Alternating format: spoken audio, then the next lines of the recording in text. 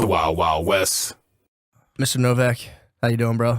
Man. How you like the Mister? I've been trying to be way more respectful lately. Have you? Mister, yeah. The Mister would just fucking piss me off. Fuck you. You don't like a Mister? No. I love Mister. I just feel like it's like an authoritative figure. Yeah, you don't like that. I have You don't a like problem with like authority and conforming. Where's the authority problem you think come from? My fucking father. Yeah, but he was a crazy drug addict, Hell's Angel guy. But he was still authoritative. He was still like in his own demonic, fucked up way. Yeah, you know what I mean? yeah, he was really disconnected from reality, and he lived in his own world, and his own world looked like he rode with the Hells Angels, and everything was transactional, a business, while under the influence of crack or fucking meth. And so like he was the guy that like he would come home at 2:33 in the morning, and when he was awake, the whole fucking house was awake, and everyone was gonna wake up to sit on the sofa to watch him and his biker buddies party. What? So authoritative in that approach. I see what you're saying. Damn, I thought I had a problem with authority. I just have an Irish Catholic father who spanked my hiney. And I'm like, dude, I don't want to hear That's a wet dream for me, you cocksucker. Fuck off. That's what I'm saying. I'm like, I have a fucking authority problem. Mine must be nothing, because I think that is real. The link to authority problems is just your relationship with your dad. And my mother's go-to my whole life as a child growing up, she's like, and when I just couldn't figure out fuck about shit, she's like, we should put you in the Marines. Like, if you don't, what do you think I want, a fucking muscle-jacked fuck waking me up at 4 a.m. to 5,000 push-ups? You can fuck off. Yeah, that would spaz you. I have one of my moms, someone like my mom knows, got dishonorably discharged. From what I heard of just waking up and being like, get the fuck away from me. And they're like, dude, you're out of here. Dude, that approach does not work with me. Yeah, I wouldn't think so. Well, because I already am wired with like, if it doesn't make sense to me, it's wrong. Yeah. You know what I mean? Yeah. So like right out of the gate, I have a lot of shit going against me. Because a lot of things don't make sense to me. So I walk around like wrong, could do better, should do better. Blah. Yeah. So it's what I've learned in life for me is that it's all about approach, right? Mm-hmm. And today it's much easier for me coming from a position of simply understanding as opposed to being understood. Yeah. So like I just accept you for where you're at, the jarhead for where he or she's at, and just it's cool. Yeah, that was something that blew my mind during COVID, and I like mentioned this before, but I still can't get over it. Like I didn't realize how much I did this, but like especially during like so before COVID, I didn't know that I was really doing this, but I'd go through a supermarket and like every person I saw, it would just be this like weird invisible battle in my head where I'd be like, look at this fucking guy, fucking pussy jerk off. Then I would see a lady and like, fucking chick's not even hot. Is she looking at me? No, she's not, fucking bitch. And like, and you're doing this like crazy maniacal thing in your head. And then COVID, it came to a fever pitch because there was like the mask versus no mask. And then it was like, it was just like, it just all came to a head where I was like, dude, why am I this stressed while taking a walk? And I started doing a thing where like, when I would be out at a grocery store, I would really focus on not having like a silent battle against people and instead just like wishing strangers well and like you were saying, exuding that, whatever that energy is. Dude, I felt so much more comfortable in public after that. Yeah. Which was like, it was like a revelation for me. I love being right-sized by humanity. It just happened to me recently. And I'm really good at like, again, I really have dove into this whole spiritual aspect of my reality and believing. When you say right-sized, sorry, what do you mean? Like, my ego will allow me to create these delusional narratives that aren't even fucking real. Mm-hmm. And then when I'm proved wrong, when I really believe I'm right, I'm like, dude, I am a fucking asshole. And it just happened. You're a Philly guy, right? You'll relate to this story. I had a crazy weekend. I was in New York, all kinds of stuff going on. I drive back and I have like these weekly dinners at this place in Fishtown Sunday nights. Mm-hmm. And Fishtown's kind of oversaturated with like a lot of hipsters. Sure. And in my mind, hipsters are just kind of tattooed, bearded, angry people for no fucking reason. Mm-hmm. It's not like they lack resources or whatever. Yeah. I create this narrative. So I had a long weekend and I'm trying to park under the L to go to this restaurant I go to, and there's this ice cream truck, and it's fucking just submerged with hipsters getting ice cream. And that's cool, right? Yeah.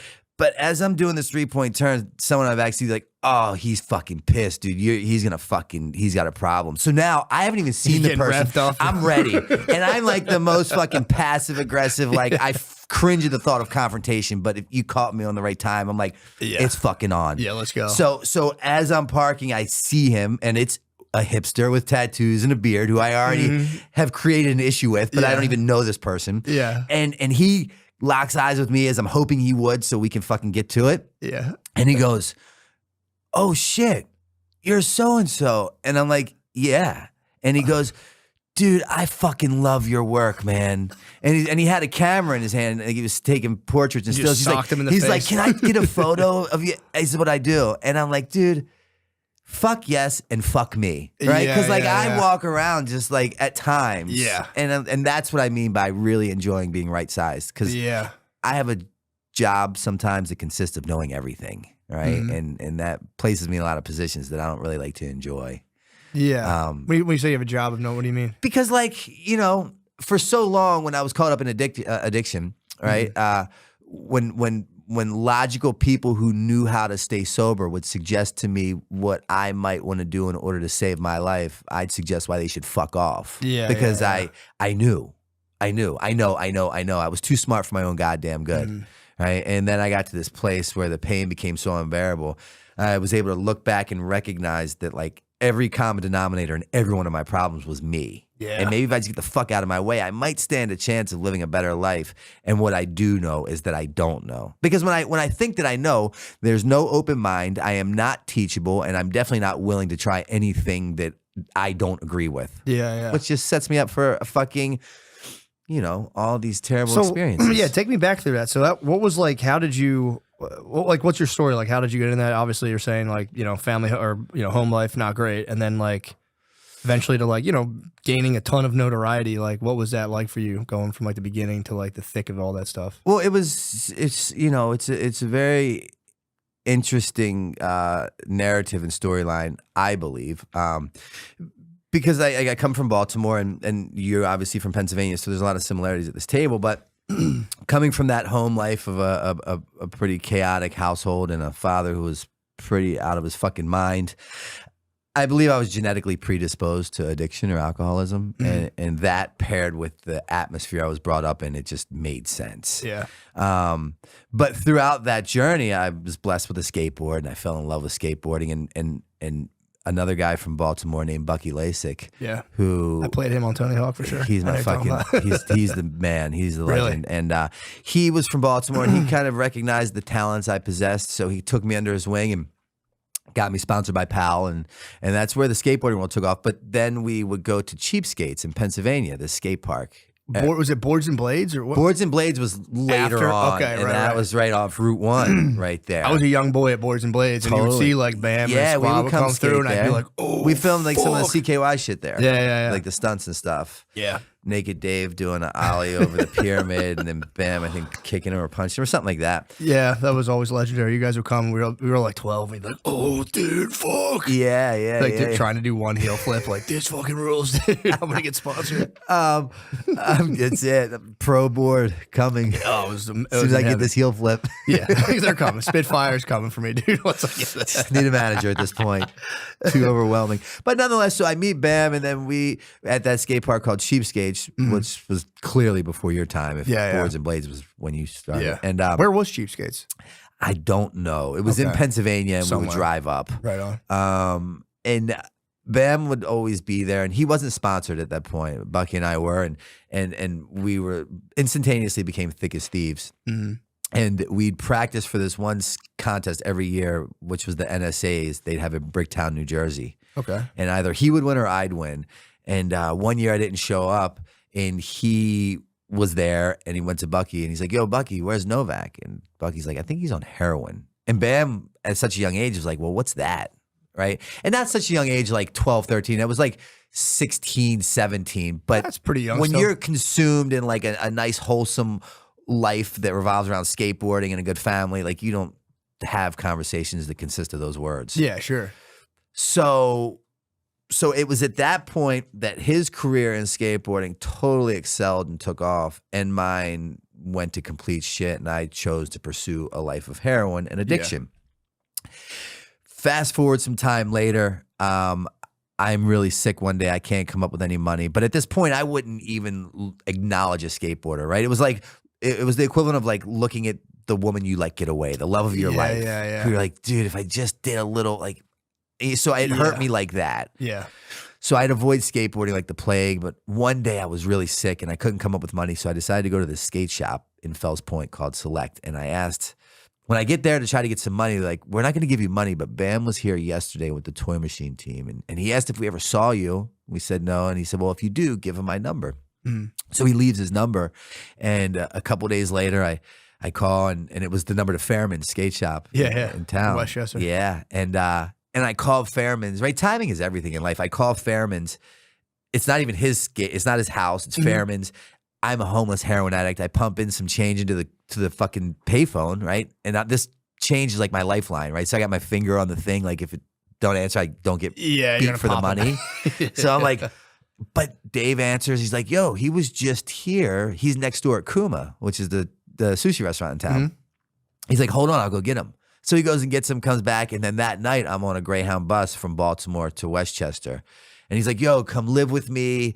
You know, you can at this point he had done the CKYs, and then Viva La Bam had just started, and he allowed me to be a guest on the show and started to get paid by Viacom, and I could do all this shit. I just couldn't. I could have a credit card. I could live at his house rent free. I just wasn't allowed to do heroin. Okay, that was the stipulation. No problem. I was cool with like coke and alcohol because that was like I wouldn't steal your shit when I wanted more coke. Yeah. That makes sense. So that was kind of how I like. And then throughout that process, Bam would always be like, yo, your stories are like the fun. He always loved the positions I ended up in as a direct result of my heroin addiction.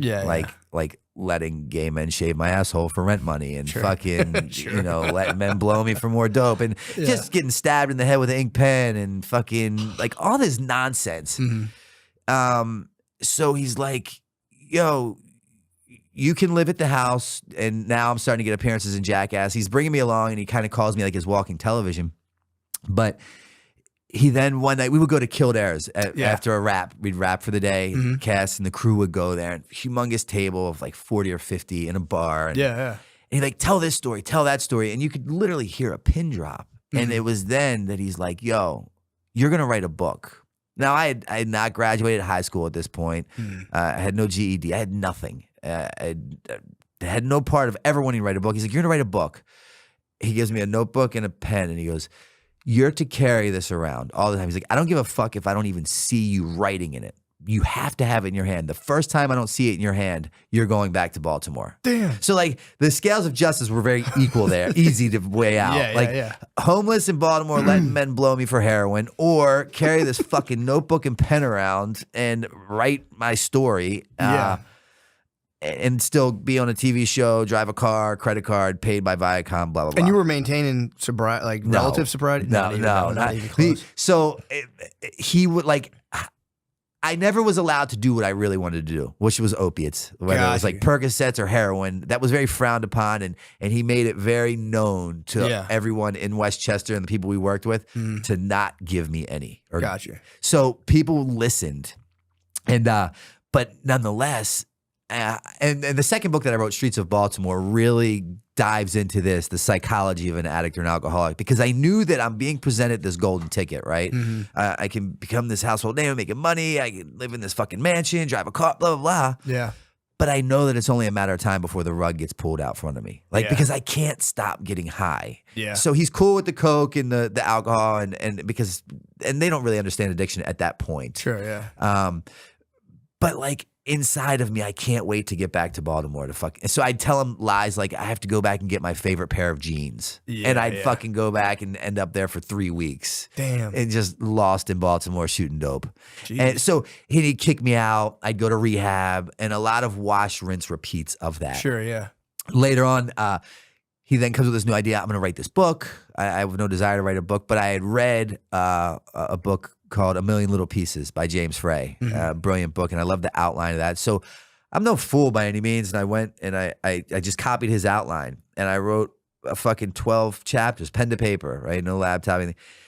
And my co-author is a man named Joe Franz, who made all the CKY videos. Okay, yeah. Filmed the Viva La Bams and Jackass, and he did not want that job, but Bam was like, dude, you're going to do this. Because no one wanted to work with me. I was like, I was not a good fucking employee. My behavior was rather erratic, to say the least. But he made him kind of do this. And then a year later, I'm like, yo, I think I'm finished. And Bam started reading. He's like, dude, this is really something. So then he gives it to Joe. Joe turns 12 chapters into 23. And we get a literary agent off of Bam's manager, finds me a literary agent, shops around, and it gets fucking picked up. And it does like really, really well. What was it? This is your first book, The right? first This book, was Dream cool. Seller. Dream Seller. That's a nice title, too. Which was fucking, I mean, that's what I did for a living, right? Like I'd make people believe the unbelievable. I'd build your hopes up to like make you believe that like it was going to be different this time. Yeah. Just in hopes for you to believe in me enough for me to get some cash out of you. Yeah. To only apologize and just to wash, rinse, repeat. Yeah. And that's kind of what my life looked like for a long time. But that's how I ended up in all these places and doing all these things. That what I didn't know then that's really rad now is that's life. It's live forward and learn backwards. Yeah. And I didn't see that I was kind of being tasked with this fucked up position of addiction or alcoholism to then be later on blessed with recovery and use the very same platform that I gained notoriety from as being just this fuck up drug addict alcoholic to being this guy that's like, yo, if you want help, like I will help you. I have all these avenues to like get you out of where I once was. Yeah, can you put that into words? I'm always kind of fascinated by that when it's like, because it is obvious to anyone who's not on drugs. When you know someone who's on drugs, you're like, dude, if you just don't do drugs, you won't have as many problems. And they're like, I have to do them. Sure. And it's like, what is like the thought? Is it even a thought process, or is it just like a genuine, just like urge? At that point in time for me, I got to a place in life where any person, place, or thing that stood between me and a bag of heroin must and will go. And it was never personal. It was just business, right? Because I'm a good guy with a great heart, and I was raised by a loving mother who taught me to show kindness and compassion to humanity. But don't catch me when I'm withdrawing. You know what I mean? So it's like, so what, I own treatment centers today. I own sober living houses. I'm totally immersed in that world. And the truth of the matter is, we are amazing people that have been diagnosed with a deadly disease that makes us make terrible decisions. That's the reality of it. Yeah. At least my story. Yeah. So you're saying like, I'm talking like the process of like having, I guess, that urge versus like, like you said, in some way you kind of know like, yeah, this isn't going to go well. So I remember, but you just have to, I have to do it. Prime example, we were kind of getting into it a little bit before we got on. I had just done a year in George W. Hill Correctional Facility, right? They let me out New Year's Eve. I'm living in Westchester, and I have an amazing fiance at the time who's now my ex because they continue to get between me and drugs. So they have to fucking go. Yeah. And she's moved our home while I was incarcerated. She redecorated it, really tried to love my addiction out of me. And I wanted to be done with it. I really did. That night I was released, I called up one of my buddies who rode with the Pagans, who partied with us in Westchester. And he brought over some Percocet 30s and a couple Xanax. Now, I had been sober for a year up to this point. Yeah. And I'm on parole. Like, I know what the deal is if I fuck up. I find myself in Ryan's pub in Westchester because I live right down the street, and I told my chick, because she'd watch me like a canine. I'm like, I just have to go up here to say hi to whatever. And I go, and I'm in the pub, and I'm sitting on the toilet, and the toilet paper dispensary is to my right, and I crush up 2 Percocet 30s and a half of Xanax, and I have it in my billfold, and I'm about to put it in my nose and sniff it, and I'm literally crying. I uncontrollably crying. I can't stop crying because I know that as soon as I do this, I'm going to begin that behavioral pattern that takes me where I don't want to go and makes me do things I don't want to do, but I can't control myself. Yeah. There's no room for logic at that point. Jesus, man. And that's kind of what my day in, day out looked like for a long time. Yeah, that's a good explanation of it. Because I know it's not like a thing with like words. It's just kind of like you also don't. And it's like it's pretty fucking rugged, man. I remember that night. I'm in the bathroom. I'm doing this, and I could hear people out in Ryan. You know where Ryan's is, and they're having a good time. They're waiting for the ball to drop. They're laughing. They're fucking playing. They're cheersing, and I'm in the stall just crying uncontrollably with a fucking rolled up bill up my nose, getting ready to sniff everything I love away. Oh, And that's what addiction is yeah. as a whole. But it didn't start that way, you know? Yeah, yeah. How did you end up starting to do heroin? Because that was like a big jump from like skating and just kind of like, was it the pills first? It was or- the fucking hallmark progression, you know, the opiate, the perks alcohol, and the all that weed, shit. stealing the Yeah. herb from the dad, and Yeah. then the blow because he sold a lot of blow. And Yeah. things just progressively got worse, but mine was genetic. So, you know, I have a mother who was a nuclear physicist. I have a brother who is an attorney who works in the White House. It's awesome. I have a sister who works in the hospital my mother ran, but they are by a different father. I'm the only one by my father. Got you. He was an addict and his father was an addict. Yeah. You know, so I believe I was fucked from the gate. Yeah, that But makes sense. the thing now is that, like, it's like, you know, my poison has become my medicine, and like, it's turned out to be the biggest blessing that's ever happened in my life. Yeah, that is the thing with. I feel like addiction. It is like it's almost like a weird spiritual practice if you think about it. You just kind of like, rather than like meditating, you're just getting so fucking high all the time. Totally. And your life just collapses, and then now you have to really kind of. It gives people, I think, a deeper appreciation for life if they make it through it. That's my, For sure. my And that's the understanding. thing, right? Because Yeah. here's the reality, and this is why people are so just like frustrated with battling the disease of addiction. Mm-hmm. Statistics state, theoretical evidence dictates that I or anyone else that is sober are to be high or dead, right? Like the data collected, the analytics Mhm. fucking from all over these studies that are given states that the majority of people die as opposed to find sobriety. Yeah. And I remember getting out of my last facility, and you know, BAM was always a constant theme throughout my life. And I stopped over and I saw him, and he's like, "What the fuck? What was different about number 13 treatment center? Why not 12 or 10 or 6 or 4 or 3?" He's like, "What did you have, like a meeting with God or something?" And I didn't say it to him because it's just too much for one to grasp. But in my mind, I'm like, yeah, I kind of did. Really? So and that's what I've heard before. Wasn't that how what AA was founded on? The guy Bill Bill and Bob went to like yeah. Carl Jung, and he was like, "Bro, either find God or you're toast." Yeah. In a way. So you know, I'm not religious. I don't particularly care for organized religion. Sure. But I'm insanely spiritual, and it's like, where's my spirituality if I judge your spirituality? Mhm. So like acceptance is the answer to all in world. For sure.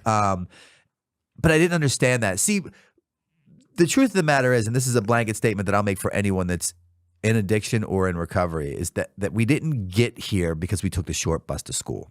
Quite the contrary. We end up here because we're too smart for our own fucking good. And then I land in a seat of a 12-step meeting or a treatment center that literally has the ability to save my life. And I fuck around and outthink myself right out of it. Yeah, yeah. Right? Because recovery is one of those weird things that works so well, people stop fucking doing it. Yeah. Think about it. It's such a mind fuck. Yeah. Right?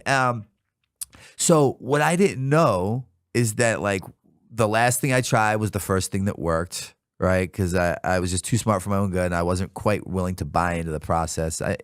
It worked great for you guys, but I'm a bit different. Yeah, right? yeah. That's everyone I've known. Everyone was like, Totally. I'm not one of those guys. Yeah, for sure. And at the end, when I was optionless, literally I was homeless, I was moneyless, I was friendless, I was carless, loveless, just that was me. I had no other choice but to buy into the process. I didn't even want to do it then. I begrudgingly did it, but like, fuck it. I have the time, and no one's expecting or requesting my fucking presence, so let's Sure. run it. And the craziest thing happened is it started to work. I experienced the 12 steps, and what happened throughout the 12 steps is I had a spiritual experience.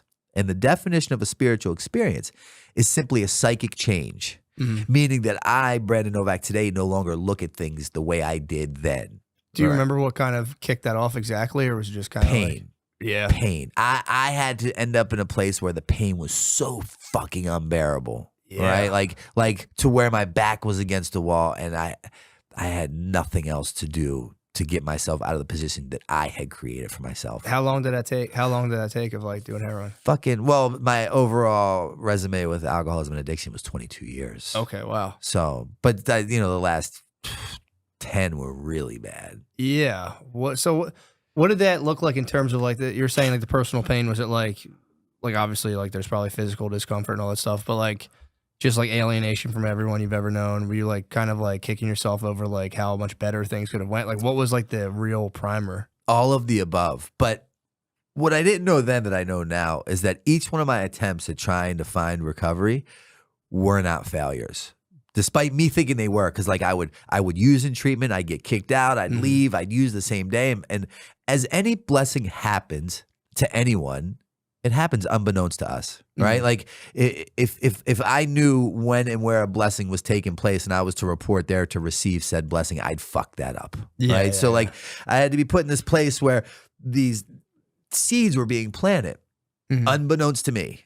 And then finally, on that day where the appropriate amount of pain was created, where it became so unbearable that I was finally willing to do what I had never been willing to do, which is become open-minded just long enough to pick that phone up, ask for help, and then the craziest thing ever, but fucking follow through with it. I started to see that like none of this was what I thought a failure. Like it all played its part when it was supposed to, so that finally when the opportunity met the appropriate time, an event was going to take place that was going to create this outcome unlike anything that I could wrap my feeble mind around. And I saw on my way into that last treatment center, like it's like the skies parted and I walked across the sea and everything they said made sense and just like it hit me. And I knew that like, I get it. It makes sense now. Yeah, okay. It all makes sense. And so you knew even just heading while on the way there, you're like just something. Flip. Because they would be like, dude, I own facilities now, and my favorite thing is to run groups with my clients, and I can't get enough of that. And I'm like, who in here thinks that you're in here because of drugs and alcohol? And the majority of them raise their hands, and I'm like, you're all fucking wrong. That's not why we're here. The drug and the alcohol is not the problem. So right out of the gate, no wonder you keep repeating your behaviors because you're fighting the wrong fucking opponent. You're in the wrong ring. You're going to lose every time. Yeah. Right? The problem is the thinking and the attitude and the behavior. Right? So as long as I continue to repeat the behaviors, I'm going to repeat the outcomes where I end up in a place where the only answer is a shot of heroin or a glass of wine. Yeah. So once I realized the alcohol is the solution, not the problem, I've now identified, right, who my opponent is. It's my behaviors. So I had to change my behaviors to change the outcomes. I started to then gain a better understanding of the reality of my situation. And what I learned is the reason why I got beat so bad is because I always underestimated the opponent that I was up against because I was the great I am. And B, I never gave it the time, attention, or respect it deserved. Yeah, and you're talking, when you say that, you mean like yourself basically? Or like, because it sounds to me like it's like you were saying, like, yeah, fucking heroin, fucking keep making me fucking do it. When in reality it is like, it's yourself. And nobody, even without drugs, nobody wants to admit that like they're a complete problem. Exactly. And again, this isn't just substitute the word drugs for whether your things porn, sex, food, shopping, gambling, fighting, fucking, whatever. Yeah. Right? These are the solutions to the problem. And you were talking about it during COVID, right? Prior to COVID, you'd walk around with all these narratives of these people. And then all of a sudden in COVID, and it made me think of it, we were kind of forced to be with ourselves, by ourselves, to look at ourselves, which is what we avoid by fucking fighting, betting, shopping. You know what I mean? And then I start to look at me, which is why I got high for so long, right? To escape the shitty reality I created for myself as a direct result of continuing to shoot dope. And then finally, when I got into a place where I could start looking at me, I realized that I'm the problem. Right? Yeah. There is no their part. And the longer I think that there is a their part as to why I'm this way, I'm just the victim. So now I'm going to drink because of my shitty life. And you would too if you had a life like mine. I'll justify why. Right? The brain is the fucking problem in every area of life. Yeah, dude. It does. It can fuck you up, man. It can really fuck you up. You can do anything and just be like, get something in your head like, oh, I'm not good enough. Totally. And then it just snowballs. Out. Yeah. It's kind of fucked up. It's insane. But if you're aware of it, then it's worth its weight in gold. Yeah, true. And now, like, the longer I stay sober, the more work that I do, it's amazing. What I do know is that I don't fucking know. And I don't take credit for any of this. Yeah. How long have you been sober for? Coming up on 10 years. Oh, nice. So it's been a while. Yeah. And now all I do, I dumb my way into this shit. Yeah. And now I always say I came into like sobriety as a king. And I worked my way up the ladder to become a humble servant. And the more people I help, the more I give away, the better my life is, the more I gain in return, which makes no sense. Yeah. Right? Like in any business transaction, if I give you something I have, I'm to walk away with less. In this weird, magical, spiritual world of recovery, anything that I give you, I'm walking away with more. Yeah, dude, that I remember that was like a weird shock for me when I went to school for social work for a while, a couple years ago. And I would get like inmates housing. That was like a thing I did for like one of the field placements. And then there was this one guy who was a fucking pain in my ass. He'd always like call me and just be like, "You're not doing shit, blah, blah, blah." Sure. He was under the gun because they were going to take his kid, a bunch of shit if he didn't find appropriate housing. And I remember the day I found him a house, we're both in this place, and I called him up. And I was like, "Yo, dude, we got it." And we both were so happy. And I was like, that was such a funny, for something so dumb. I mean, it's a big deal. It's a house. But I remember like I won this like comedy contest, and I was like, this is it. And then I got the guy a house, and it was literally the same feeling. Again, it was the same exact feeling of like timing and opportunity meeting to create a beautiful outcome. But it is a weird thing. That was like a weird thing for me when I was like, oh, you can get just as happy for doing nice things for people as you can, like, achieving some sort of personal victory. Any monetary fucking victory. Exactly. And it's like, it is honestly, I would argue that like when you do something like awesome for a person, I think it feels better than if you just like kill it in some way with like a sales thing. Straight up. Yeah. And that's the thing. No matter how much, for me, what I did for the majority of my life is I just like rearranged the furniture on the Titanic, right? For years, and I swore that this way was going to be the proper placement to make sure my ship doesn't sink, and I would always do that. And then I learned that like it is what it is, right? Stop overcomplicating a simple process, and because the world kept right sizing me, and I just I took me out of the equation. I thought less and just did more. Because I surrounded myself with like people who genuinely were also really good people that were just trying to make humanity a little bit better today than it was yesterday. Yeah, that is a nice thing. And it's one of those things too. It's one of those things I think people sneer at. They're like, making the world better. It's like, sure. What the fuck else are you going to do, dude? Yeah, just be a dickhead all the time. But it's like, I feel bad personally, it's like, so you have, people, they go through, drug addiction. There's like this whole thing. It's like, everyone, when, I would imagine you're a drug addict, there's like a part of it, like everyone knows I'm an addict. People are talking shit on me, everyone, blah, blah, blah. But then almost like you reach a point where you're like, I don't give a fuck. And that's like a very freeing experience eventually. Whereas there's people who don't ever, fall into a deep drug addiction, but they never get to really face their own like self-defeating mental patterns. And in a way, it's almost like the person, in my opinion, who goes through addiction and gets out of that ends up having, I think, a richer existence than if you never really have to face that or come like face to face with yourself and like really look at yourself. Because there's people who get 100%. Through life good on paper, but it's like, they're tortured.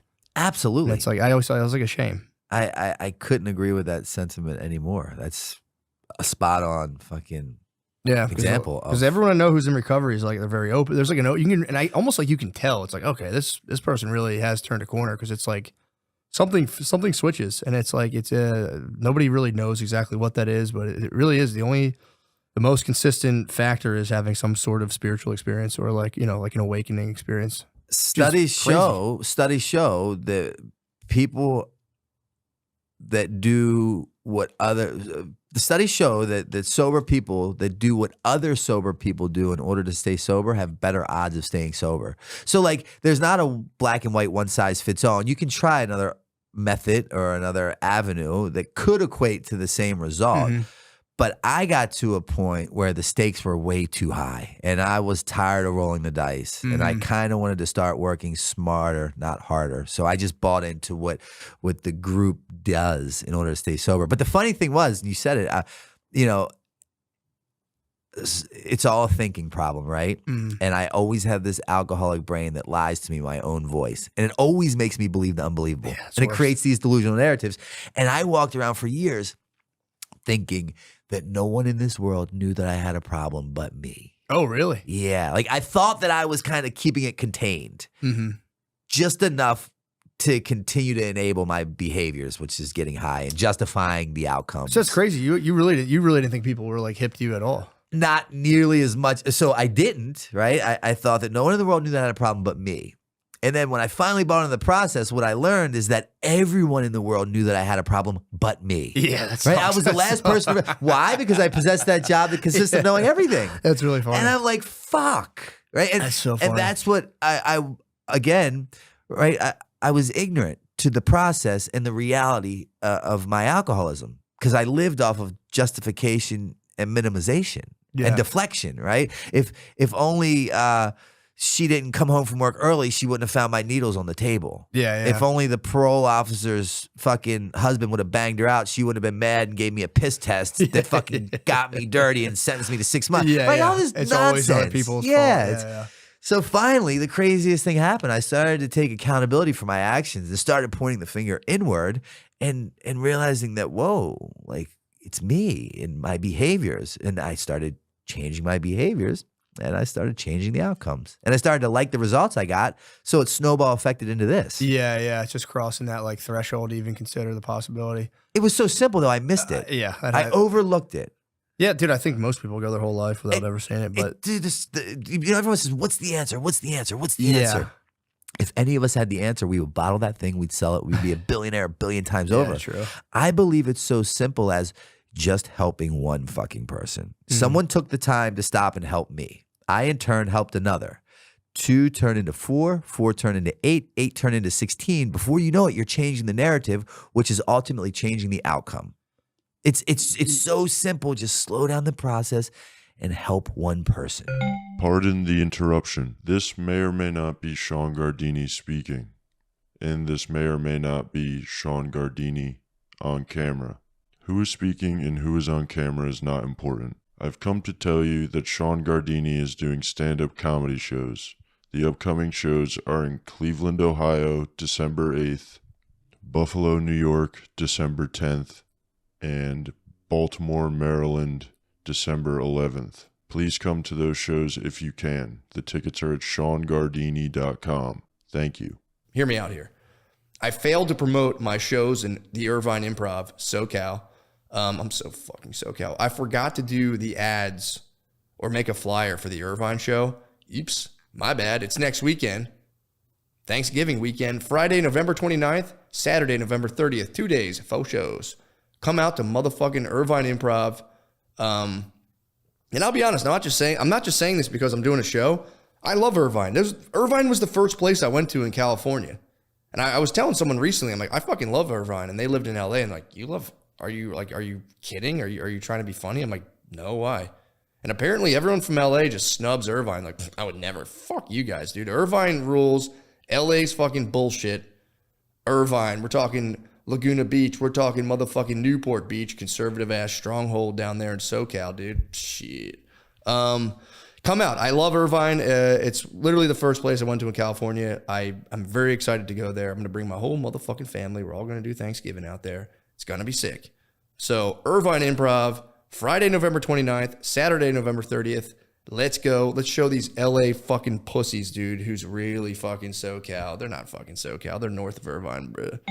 Yeah, so how did you get into the recovery homes? When did you start that? And like, what was that like?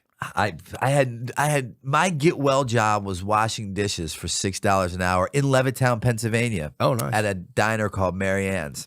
At 38 years old, I'm busting suds in the back with a coworker who's fucking 14.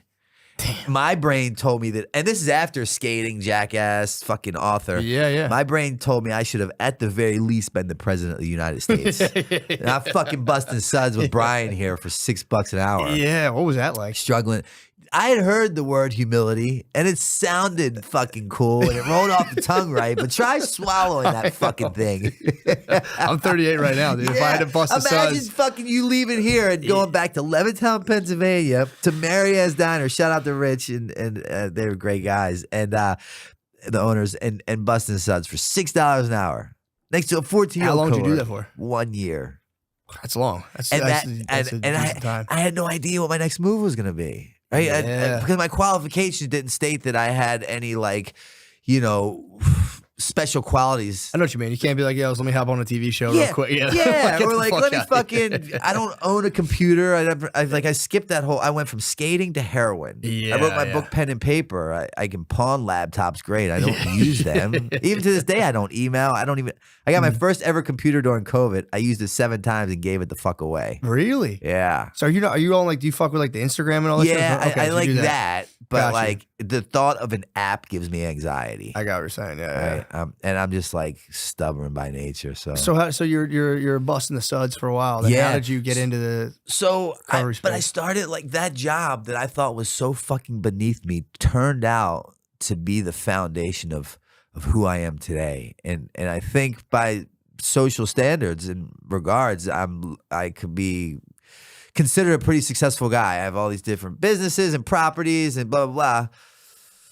But it all came from washing dishes. I started to like show up early. I'd stay late. I took pride in washing these dishes. I called out one day in a whole year because of a snowstorm. Like those behaviors started to change. Then my outcome started to change. I started to become self-sufficient.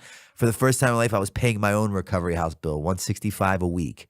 I was buying my own groceries, my own cigarettes, not relying or depending on anyone. Yeah. I stopped like, and then what happened was, someone asked me to speak at a candlelight vigil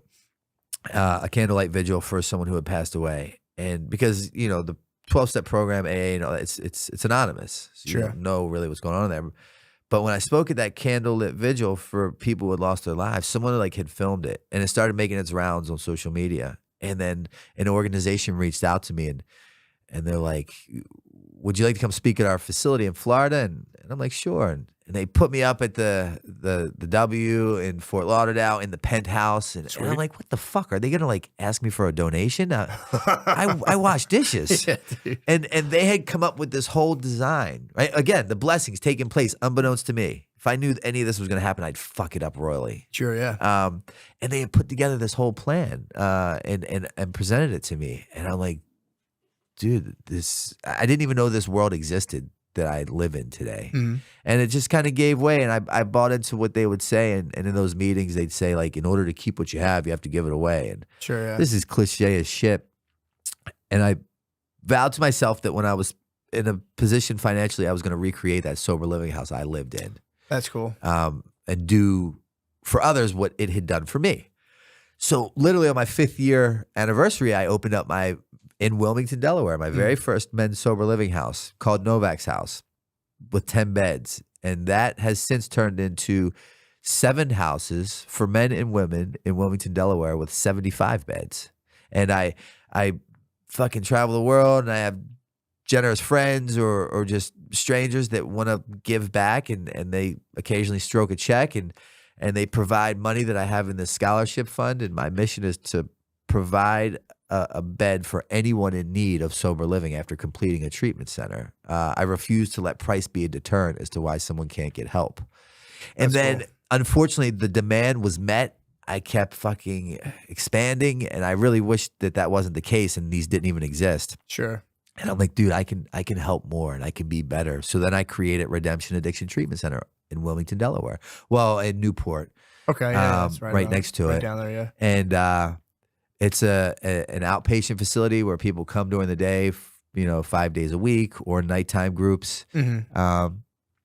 And I always tell people I'm on par to create like a David Koresh Waco, Texas compound vibe, Nice. minus the gun and the fucking religion. Yeah. But I want to create this place where people feel like they want to be a part. Right? It's Yeah. all deliverance. Like I started this podcast. It's all with how you present something to me. Right. So what I try to do is to create this whole fucking environment that people want to be a part at, as opposed to feeling like they have to. Yeah. What was your? Did you have any, like, when you went to any treatment centers? Did you have ones that you felt like? Because you hear some people like, "Ah, that place is a fucking scam. They're just fucking taking my money." Like, did you have any places you thought were just like churning people in and out, or do you think that's just people's like perception of the place? I think it's. And it's just opinion based. I think it's people's perception. Yeah. The treatment center that I ultimately got sober in, people would be like, "You'll never get sober there." It cost me $2 to get into. It was a Catholic Charities program in Baltimore, and if you looked out, you weren't allowed to look out the blinds, because if you looked out, they were literally serving dope and coke and crack on the corner. Oh, Jesus. It was like a bottom of the barrel kind of joint. Yeah. But I believe it takes what it takes until it takes. And who are you or I to say what it will be for it to take? That makes sense. It's between you and the maker of whatever you choose to fucking call it. Because they don't, it's not like once you get to this appropriate program, they give you this secret pill for the cool kids. It's fucking recycled rhetoric that you hear in all the facilities. Yeah, it's like, fuck. Yeah, that does make sense. I believe the perfect treatment center is whichever one you get sober in. Yeah. And I didn't have a say. Like, I didn't get to pick my sober date. Yeah, true. Again, that was a blessing. Yeah, like they gave you the right massage. Yeah, and like the place was finally chill. they fucking gave me a happy ending with a massage, and they played my favorite song. That might turn me around. And I come God, and here we are. I'm the spiritual fucking guru. Fuck your way into recovery. That's You're right. not the deal. Yeah, true. I wish. There is a very unsexy element to it where you're saying, like, yeah, you can be in like a place that people think sucks really Straight badly. up. It really is a wholly internal process. I'm a firm believer you can get sober in a fucking pub sitting on a bar stool with a bottle of Jack in front of you if you're ready. Yeah, Straight up.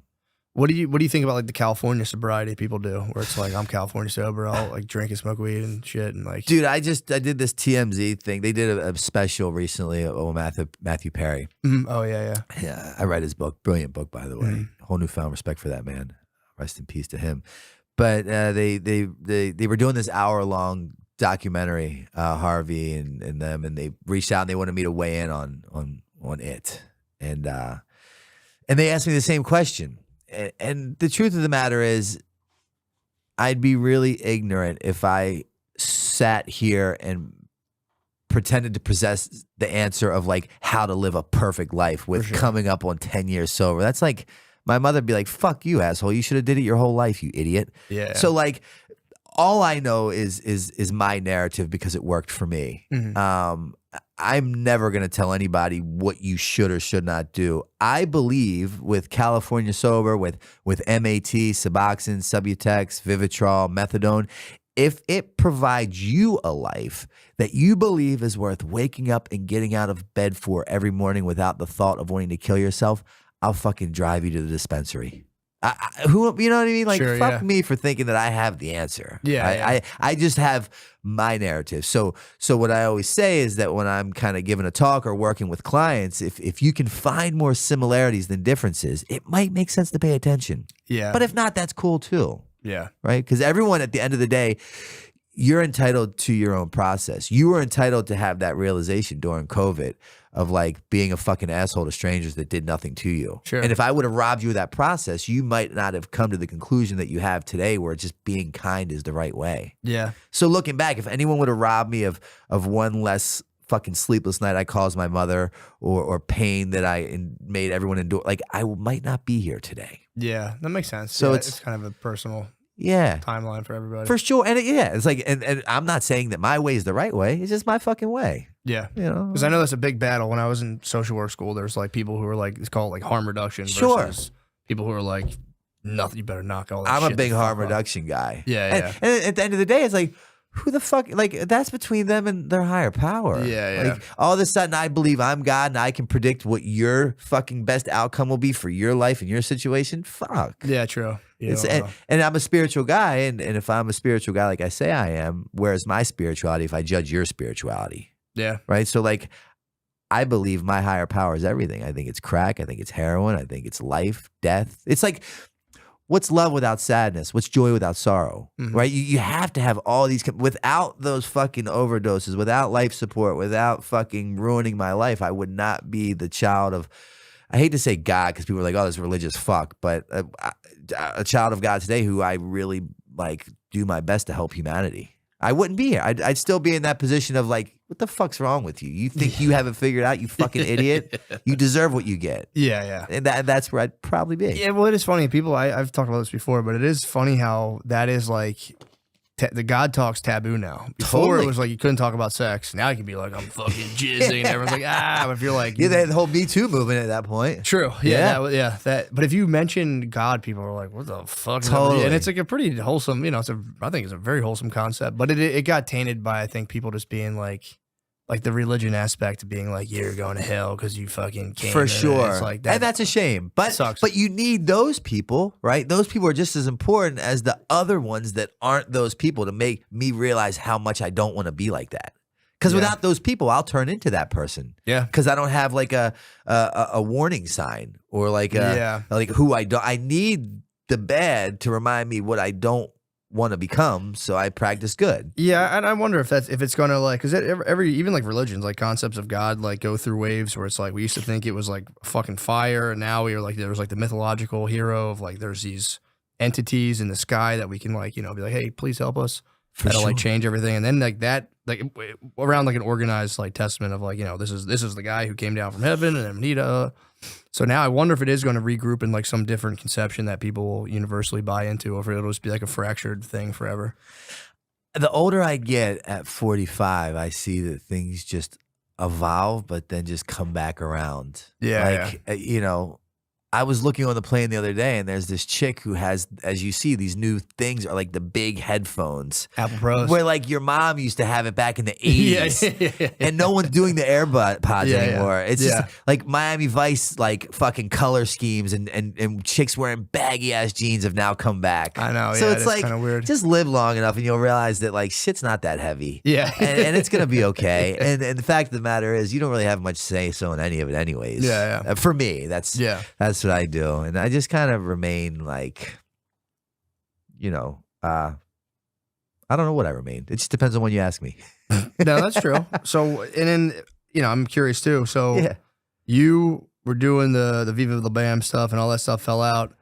Like what happened with all of like all the people from Jackass? You guys all still talk, or like where did like was there like a big falling out, or like what happened? Nah, I mean everyone's good. I was just with Steve-O in LA a couple weeks ago. Yeah, he's kind of doing his thing. He's killing it. Pontius, I love him. I speak with him, and those two guys I probably speak to more regularly than the most. Bam is battling his own demons, and unfortunately because of that, we seem to be in two different places where there's just not a lot in common at the moment. For sure. So we don't really just pick up the phone and chat. I think if I had to make a prediction of what would kind of connect us again, it would probably be skateboarding. That's cool. That's always been the common bond and theme throughout our relationship. Do you still skateboard? Yeah, but nice. For my mental health now, obviously really? Not like is like you just do it for fun. Yeah, I try That's to cool. carve out time to like just get in a van and go with the homies and film and just like shut everything off. That's kind of tight. And other like Brandon Turner, shout out to Brandon Turner. He's on the West Coast, fucking killing it. He's a sober guy. A lot of skaters have become sober and they're kind of doing their own thing with recovery. And I was talking to him yesterday, and we're gonna fly out. I'm gonna fly out there. Kind of, we're working on a project together, possibly, and you know. So oddly enough, the ones that we used to party and run with and fucking go crazy with have now found like this new way of life. It's really attractive, and we join forces to just kind of hopefully promote a healthy way of living. Yeah, it is funny, especially if you think about the origins of like Jackass was like the possibly unhealthiest, most insane way of living possible. And it was so fucking fun to watch. It was awesome. But it is funny to come full circle and be like, now we've all actually chilled out immensely. And dude, Steve-O is like so fucking sober. There was a point in time where I thought about asking him to be my sponsor. And I'm like, dude, I don't know if I want to get like that sober. Yeah, like he's like, shout out to him, but he's like someone that motivates me. But he's like, you know what I mean? He's authentically like what you see is what you get, and who he is who he is, and it does not waver no matter where or what he's doing. It's brilliant. Yeah, it's pretty cool, man. And it's also one of those things like, sobriety, again, if you're just kind of kicking around, you're going out to get drinks every Sunday, you don't necessarily have, like let's say like a problem quote. Yeah. It is one of those things that I think when you're, drinking a lot or like partying, it's like, it almost seems alien. But it like, if you really like strip it down from like, take substances out of it, I always thought it's a really like it's cool for a person to be able to remain with their thoughts in their own state of consciousness rather than, because you constantly escape it. It's like, all right, I'm going to get stoned. All right, I'm going to get that. And you're constantly jumping out. But I think that is a serious like sign of mental strength to like, hang. People do like sober October, which that must be kind of funny when like the whole world's like, we're going to be sober for 1 month. And you're like, all right. But I've seen me do that. So like, fuck yeah, I'm all about it. True. But it's got to be funny with like 10 years. Like, oh, I'm glad you're having fun. For sure. There is something I think that is like, especially the older you get, it's like, it does take mental strength to like sit with yourself, not being able to kind of leave your consciousness like a little bit by, doing like, oh, I want to get a little high, I want to do this, blah, blah, blah. Totally.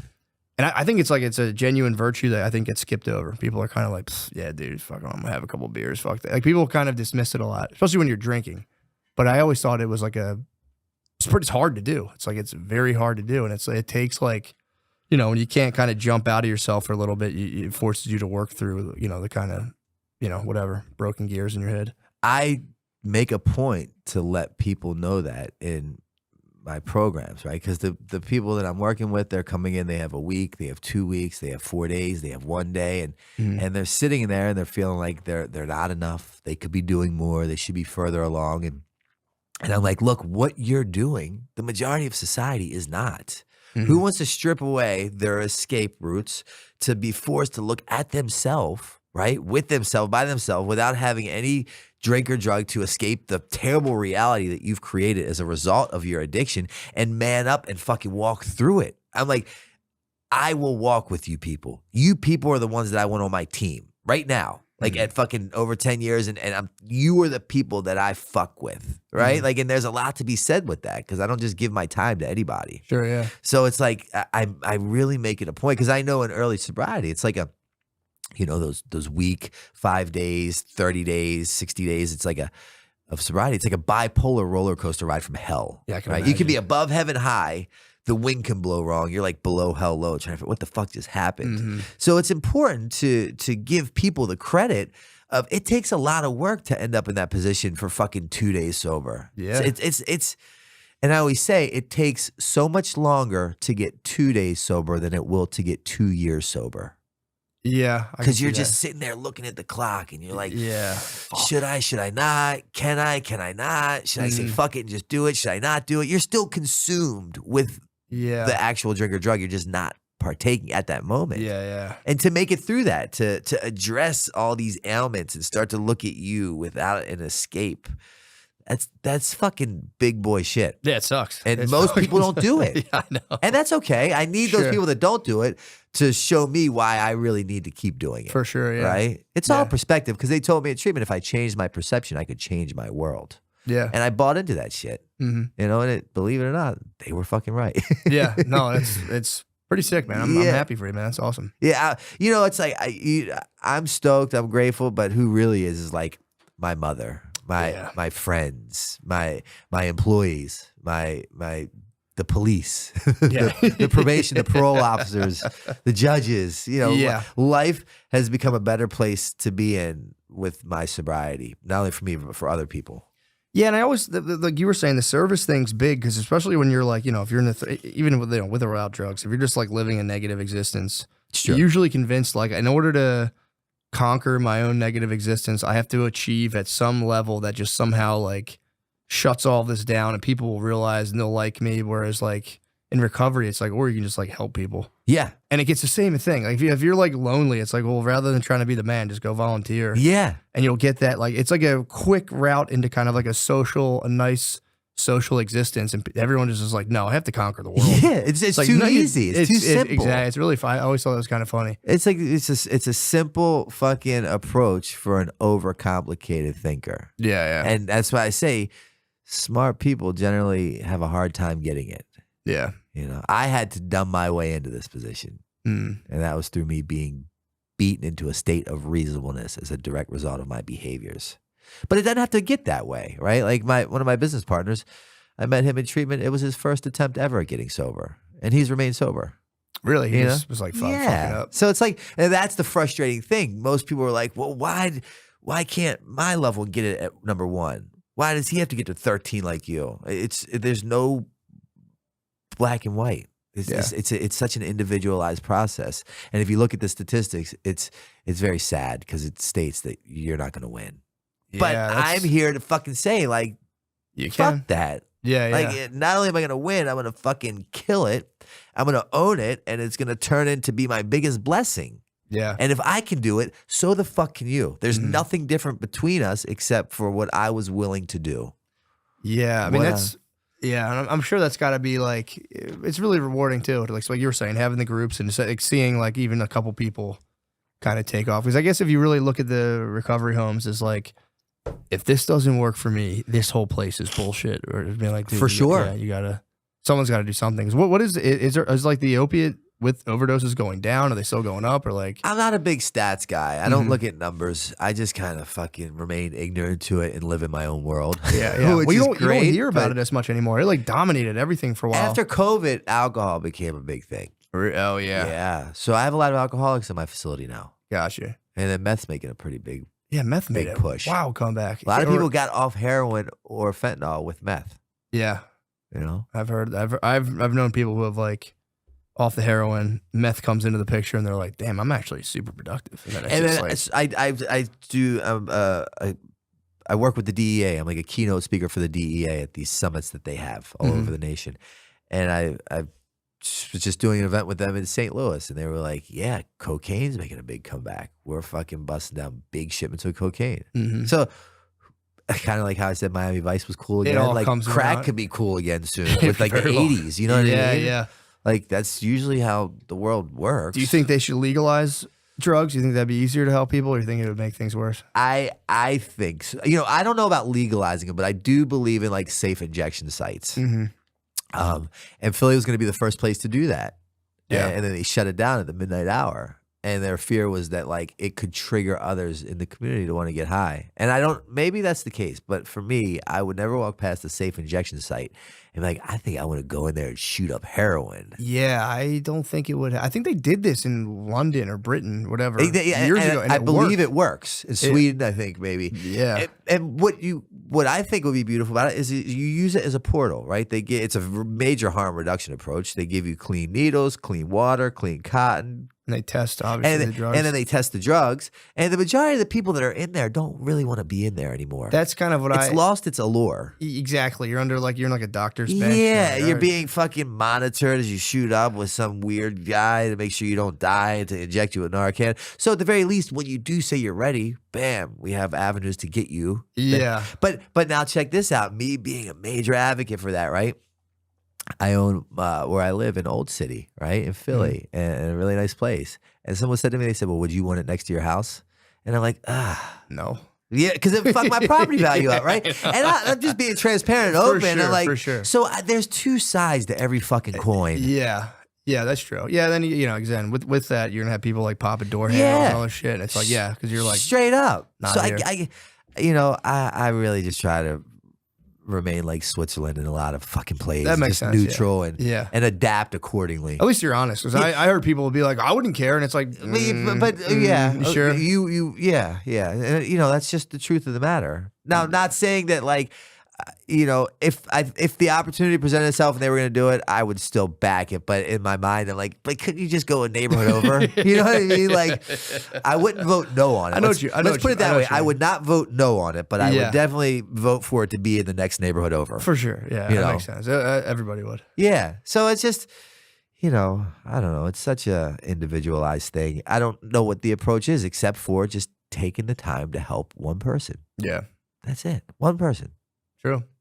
And that one person who helped me. Just think about all the heroin that I stopped injecting, all the people I stopped hurting, that the one less needle that's being found on your kid's playground because I stopped shooting up. Yeah, man. Like it goes that far. It's crazy. And again, like you were saying, like people, you get kind of mired in the cliche of it, but it is pretty nuts to think about that. Like if, you know, if that guy that day had been like, fuck him, I don't feel like doing Straight this. up. Like you were saying, your mom's upset, but you're burning bridges, you're ripping shit off, you're going to jail, all the shit. And it's like, it's pretty crazy when you think about the ripple effect. And I believe that that's the approach that will change the outcome.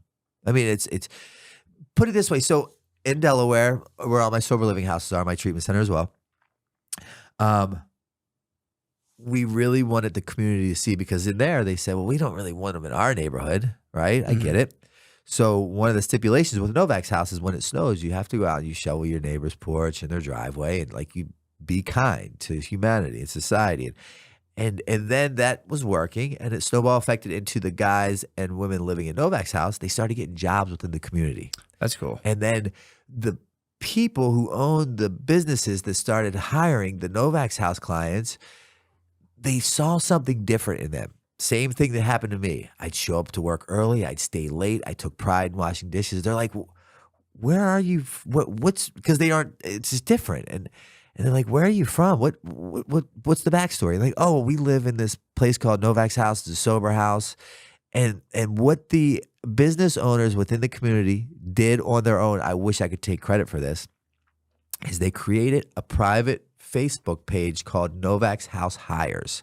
And if any of these businesses need employees, they put a post up that goes to the Novak's house only. And then if any of the Novak's house people need a job, they put their resume or what their qualifications are. That's cool. Because like they're seeing the good that they're creating through the ethics and behaviors. And like it's taking on a whole life of its own, right? So like it snowball effects, you know, then it opens the window for people wanting to hire people in recovery, where before it was taboo, it was shied away from. You don't do that. They'll rob you. They'll lie to you. They'll steal from you.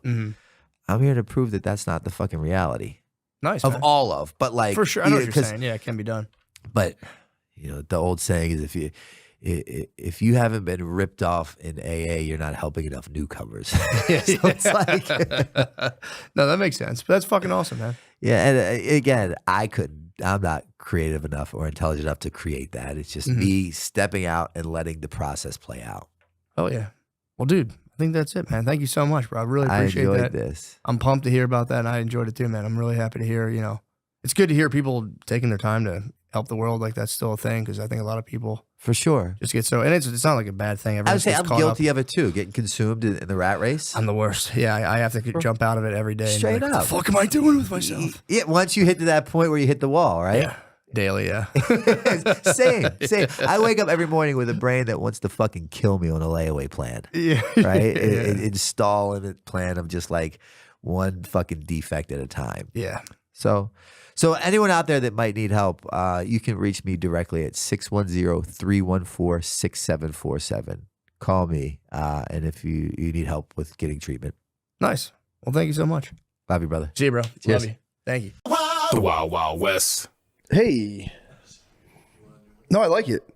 It smells like cigarettes. Drewski got on our head. This one smells like cigs too. No, it's fucking Gardini's car. Gardini's That's why. car. He's purifying the mics with tobacco, like a Native American shaman, dude. He's blowing tobacco smoke into them. I'm sorry, I'll clean them. No, thank you. I like the smell. It's actually kind of nice. This is the bit I was waiting for. Let's fucking paper straws. Man.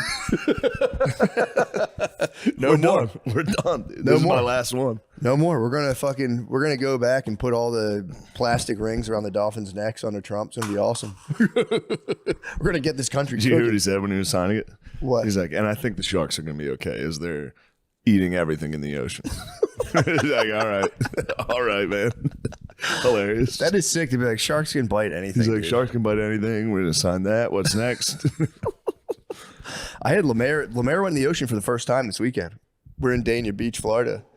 Yeah, no, dude. wasn't he at the beach at Skankfest? He's never Or gone in did the he stay ocean. on the Florida Comedy Festival? Oh yeah, I think he was on the beach, but I don't think he But went he in the didn't get ocean. in the water. He no. stays away from the Dude, water. exactly. Oh yeah, he can't swim. No, Yeah, we I went forgot we about went to that. the ocean this weekend. Dania Beach, by the way, their beach, a lot to be desired. A lot to be desired. I went there. I'm like, Lemaire, they'll have shops everywhere. Like we can just show up. That's a tough. There area. was nothing. Yeah, there, yeah. I mean, I will say there were a lot of bubble-butted mommies on the beach. Yeah. That was about it. There was big rocks in the ocean, so you would just stub your toe in the ocean and be like, ow, fuck. That would scare me.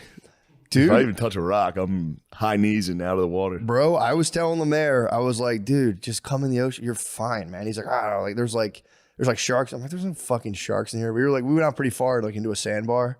And How'd then, you get him out far? He cannot swim. It was waist. It was All right, waist all high, and then it went up to your knees. There's like a really sick. That's really dangerous to bring him out there. Well, here's the thing. There was a guy. I was telling Lemaire, I'm like, there was a dude who went like for real, like 60 yards out, and I was like, you don't want to be the furthest guy out. That's the shark. That's bait. the shark guy. You stay just halfway through, and then and we went out to the sandbar, and after we got done at the beach, we got an Uber back. And the guy was like, "Oh, Dania Beach, there's a lot of sharks out there." I was like, "Oh, fuck." I looked it up. I was like, "Yep, great whites, dude. They migrate down during this time. They come down and chill like around there." And I was just telling him, I was like, oh, my bad, Lemaire. Great whites are so spooky. Dude. I was like, Lemaire, there's no shark. I Googled. I'm like, great I whites. saw a video of a giant hammerhead. What? It's like a different type of hammerhead. They're fucking massive. Can hammerheads Terrifying. bite you? I feel like that's one type of shark you could kind of outmaneuver. That lame ass fucking head. I know it is a very dumb head, but it's certainly they can bite you. They can get you. Yes. You don't think you could just like grip its hammerhead and just Pause. True, my bad. Hey, yo, Just double you got fist grip her his hammerhead. Oh man, this is good. We did it today. If we did it yesterday, I would have been asleep. Dude, I was sleepy too, man. Insane weekend. Yeah, I bet, dude. It was probably party. Was it like I'm sure the day before was party time. Yeah, Friday, Saturday. Dude, the one time I went with Bert 2 years ago, we got there on a Monday. We stayed for a week. Oh, you did? I remember that. We did shows during the week. Yeah, you guys. That was a week. You guys weren't you guys staying in like a bop house the day before? We were staying in a full on bop house with nothing but cameras. Just Bert and his team and cameras. And every day it'd be like, Shane, we're gonna go do activities. I'd be like, I'll fucking kill you. I'm not doing a fucking thing today. Leave me alone. I need to go home. This trip was just the Okama and Tommy down there. Partying it up. It's good to see the boys get loose. Dude, I'm telling you, the Super Bowl, I never really thought about it until I went last year. And I was like, dude, this is the apex of worldly power. It is. And then I was watching it this time just being like, dude, it was like freaking me. Yeah. It's sick. Trump and T Swift. Yeah, dude. Fucking. Her getting booed. I know. I'll be honest. I was in the Eagles section for that. Mm-hmm. That was a fun boo. She's wearing Chiefs gear. These are Eagles fans. Yeah, because you know what I mean? A lot of people are trying to say that. And I thought it was very funny while it was happening. And then I saw like a quote from Travis Kelce that was like, that sucked. I felt terrible. While I was on the sideline, everyone was just booing my girlfriend. And it was like, yeah, I guess that's really terrible. That would be sad. Yeah, that's very sad. I mean, yeah, especially like. Nah, come on, man. Guard Dog says no mercy. Yeah, I don't feel any empathy for Travis Kelce. Nice. I mean, bro, I knew they were going to lose when I saw him dressed like fucking 70s porn star. I was like, he's not taking this game seriously at all. I think he's dressed like a 70s porn star every time. I could be wrong. Is he? All right. I think he does that. Yeah. Why? What's up with the cool outfits, dude? What happened to sweatsuits? Every college fucking athlete just wears a gray sweatsuit all the time. Oh, that changed. What they wear cool outfits. Sure, they got that cash. Yeah, they all got rich as fuck. I did forget they were all impoverished but it was gladiators. Okama. I'm sure they're going to tell the story on Stuff Island, but it was so we did Bert's show on Saturday night, and that's when the Okama got in, and he got in. He was a little banged up. I think his flight got delayed. I think he wanted to catch up on the way. I got you. Know? Yeah, and I think he went a little too far. Mission accomplished. So he shows up, but I didn't know he was hammered. So we're sitting there, and then Tyreek Hill walks in, and he's standing right next to us, and he has his people with him, but Chris was against the wall. Tyreek Hill's right here. We're in the tunnel at the arena, and I'm standing next to Chris along the wall, and Chris just reaches through Tyreek Hill's people and like grabs his arm, and they turn around like, what the fuck? And I was like, no, he's my friend, because I just met him, and I was like, he's good, he's my buddy. And then they walk away, and I was like, Chris, what the fuck was that? And he was like, I'm sorry. I'm so stupid. As soon as he did that, I was like, oh, you're fucking blacked out, dude. What the fuck are you doing? You know you had a sleeper cell. He was a full sleeper cell. I had no idea, because I wasn't really talking to him. I was about to go on stage, and then I was like, dude, what the fuck you do? You don't just grab people's arms. He's like, oh, fuck. Then I go on stage, and apparently while I was on stage, Julian Edelman walks by, and Chris goes, can I give you a hug? And he was like, why? And then walked away, and Chris was like, oh, fuck. So then he's coming back through the tunnel. It's crazy he took it to a why. Be like, state your reason. I mean, I get it. He doesn't even know the guy. I know. But some guy stand drunk in the tunnel is like, can I give you a hug, man? And then I realized I've hugged every single person that's ever asked for a fucking hug. I've been like, yeah. Yeah, sure. It is funny, like he was kind of thinking about it. He was like, well, why? Like, yeah, he was like, why should I? Why would I hug you? And then Edelman's coming back in the tunnel, and apparently Chris went for a super low 5. He was walking by, and Chris was like, and they said Edelman just was like, No. The fuck? And I was like, dude, of course he did that. I would have thought someone was like just purely fucking with me. Like a low five? That's like, are you? I wouldn't have even thought he was giving me a high five. If I Also, was the walking risk by, of pulling a low five away is high. if I was walking by and somebody was like, yeah. what are you doing? What is this, man? Anyway, that was Chris's big. Fucking sliding in a low five. I get wanting the hug. Like, Wanting all right, the hug is nuts. And then I was like, what the It's fuck are you crazy. asking for a hug for? And he was like, it's Julian Edelman. I love Julian Edelman. Oh, he's a New Englander. Yeah. But it's like, Yeah, dude, that's crazy. But going for the low five on the slide, being like, look, I get it. You got to keep up appearances. You can't be hugging me right now. Just give me a low five on the slide. give me the lowest five. That was the O'Connor. And then he carried that shame all weekend. And he was just constantly just, That's so funny. yeah. That was, Because he's high awareness enough to really analyze that behavior later. Mm-hmm. And he probably did. It was a thorn in his side. yeah. The O'Connor man took that one very personally. I think he punched a wall later. It was quality footage. Somebody just sent me a video of him like outside punching a gate. And I was like, oh man. The O'Connor man. I spooked Vince Vaughn that one time What'd you do? badly in Vegas last year. What'd you do? I was hammered last year in Vegas. I kept doing the whatever that game was when they're like if the beer's in your left hand, you have to chug it right away. Yeah. I kept getting caught with the beer. That was I'd the be Bills. That was Gabe. Yeah. I was passing I would just be like, I was hitting a vape pen. I'd be like, take it, you pussies. And I'd switch it to my right hand. They'd be like, you got to drink your beers in your left. And I was just chugging vodka and sodas. I got hammered. And we were on that like never ending party bus thing for a while. Yeah. And Yeah. I got off the party bus and I was like, what the fuck? Is that Vince Vaughn? I was hammered. And I looked at him and I was like, Vince, you're our only hope. Take us to the place. And I like turned around to Nate and he was just 45 feet ahead. I was like, oh shit, my bad. You're our only hope, dude. Vince, you have to Just save long us. face, like you're our only hope, Vince. Yeah, it is wild. It's just so many celebs. True. Celebs and you're hammered and you're like, holy fuck, there he is. I gotta go say it. It's time. This is my one chance. Vince Vaughn, will you save us? I just like saw him and reacted to like Yeah, of something course. that was bubbling like beneath my brain. Just be like, dude, you're our only hope. You're the chosen one. Take us You to need the to promised destroy land. Like, no idea what I was talking That's about. I mean, that's exactly what happened to the O'Connor. He saw Julian Edelman and was just like, Julian, can I get a hug from you right now? No.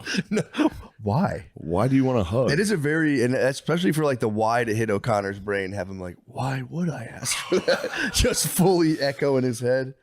I didn't consider the reasons. That's awesome though. So that you guys started off on just like a Yeah, that was absolute great. fever pitch. I mean, I didn't. It was a full sleeper cell. I had no idea he was among us. That is crazy to find out something like, to not know I was like, somebody's what the black. fuck happened? He was like, my flight got delayed. I had a couple whiskeys. I was like, well, it's a long night. It's fucking 7:30. That's how early it It was? was early. Yeah. No. Yeah. What happened? Where did his like journeys take him that rest of that night? That is super early. Obviously punching the fence or whatever he did. I don't know. He's good at Irish accenting. He True. can hit a good Irish goodbye. Like Yeah. out of nowhere, you'll just be like, "Where's O'Connor?" And somebody will be like, "He got in a car. Yeah. He just stumbled out." He'll also walk. He'll Go go on a Forrest journey. Gump. He'll walk too. He'll start running. He'll hit a fucking long Yeah. walk. He used to sprint. I forgot about that. I wonder if he still does that. My favorite thing I've ever seen him do is when I had a party at my house like years ago in Philly, and we were all sitting on the roof deck, and he was just wearing headphones, and everyone was like, "What are you doing?" He was like, "Just listening to to music." Bob Seger every single time. He went on a Bob Seger phase for like 3 years. We would listen to Like a Rock. He would get hammered and listen to just this song's so good. I could see at a party though, kind of just like doing some personal night moves would be decent. Just be like, I'm just charging myself back up for the vibe. Yeah, it's pretty sick. Damn, dude, that's night one. Night one, yeah, and then that night after Bert's show, me and Zach Bryan did a show at a bar, which was very funny because Zach was like, "All right, I'll go first, then you go on and do some stand up," and I was like, "Bro, That would be the worst Yeah. possible show Yeah, me first. of all time. You can't, comedy cannot follow music ever. Never. And he was like, all right, man. He's like, it's up to you. Whatever. Like, he's like, that's fine. That'll work. So we go in, it's just a packed college, like just young kids, packed, standing room only. The stage is like a rug on the floor. There's no stage. And it was like, I went on fair to middling. Yeah. Very fair to middling. I was excited to be like, that's it for me, Zach Bryan, everybody. They were like, and then he murdered. And while he was killing, I was like, this is crazy. You thought I was going to follow that with like a jacking off story? Yeah. It was, Yeah, that's impossible. At the end, it was a small bar, and then in the backyard, there was like a construction area, like in a muddy alley, which is where we went after this, just hung out back there. But from the exit of the bar to the back alley, there was like a pretty big drop into this construction area. And I literally got to the door. There were people behind me, and I was like, watch out, there's a very big drop here. And I just stepped out and rolled my ankle.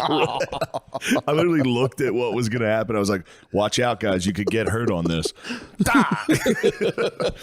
Thank God I didn't fall down. I was so close to fall. I really fucked my ankle up on that. Yeah, dude. How deep? What was you talking, like 12 inch? Yeah, there were just trenches everywhere back there. Oh, you guys were in Atlanta. No, in New Orleans. I don't know why I kept thinking Super Bowl's in Atlanta. I was telling We everyone. were there for the national championship That's what it was. Maybe, yeah. Got you. So you're in New Orleans. down in Nola. I love New Orleans. Did it bounce back? What's that? They've had a lot. Oh, yeah. They bounced back. Dude, that was freaking me out too. The day I was talking about Katrina, but then they had another trip. I thought you were talking about... As soon as I said that, I'm like, oh yeah, I'm thinking, because I went there post Katrina a long time ago, and it was like fucked. So I'm sure they Isn't that a recovered. Juvenile song? Bounce back. Bounce back. I'm about to bounce back. I think Trust me. is it a Juvenile song, or are you thinking of 504 Boys Wobble Wobble? No. You might be getting a bounce confused with a wobble. No, it's a juvie classic. Bounce back. It could be. Was it post Katrina or There's a big shot. Yeah, there's a bounce back Juvenile. sick? Nice. Thank God I got that. Yes. We have a visitor. It was a weird knock. It's kind of a friendly knock. Who's that rapping? Yeah, we should probably Who's rapping upon my door? be careful, Sean.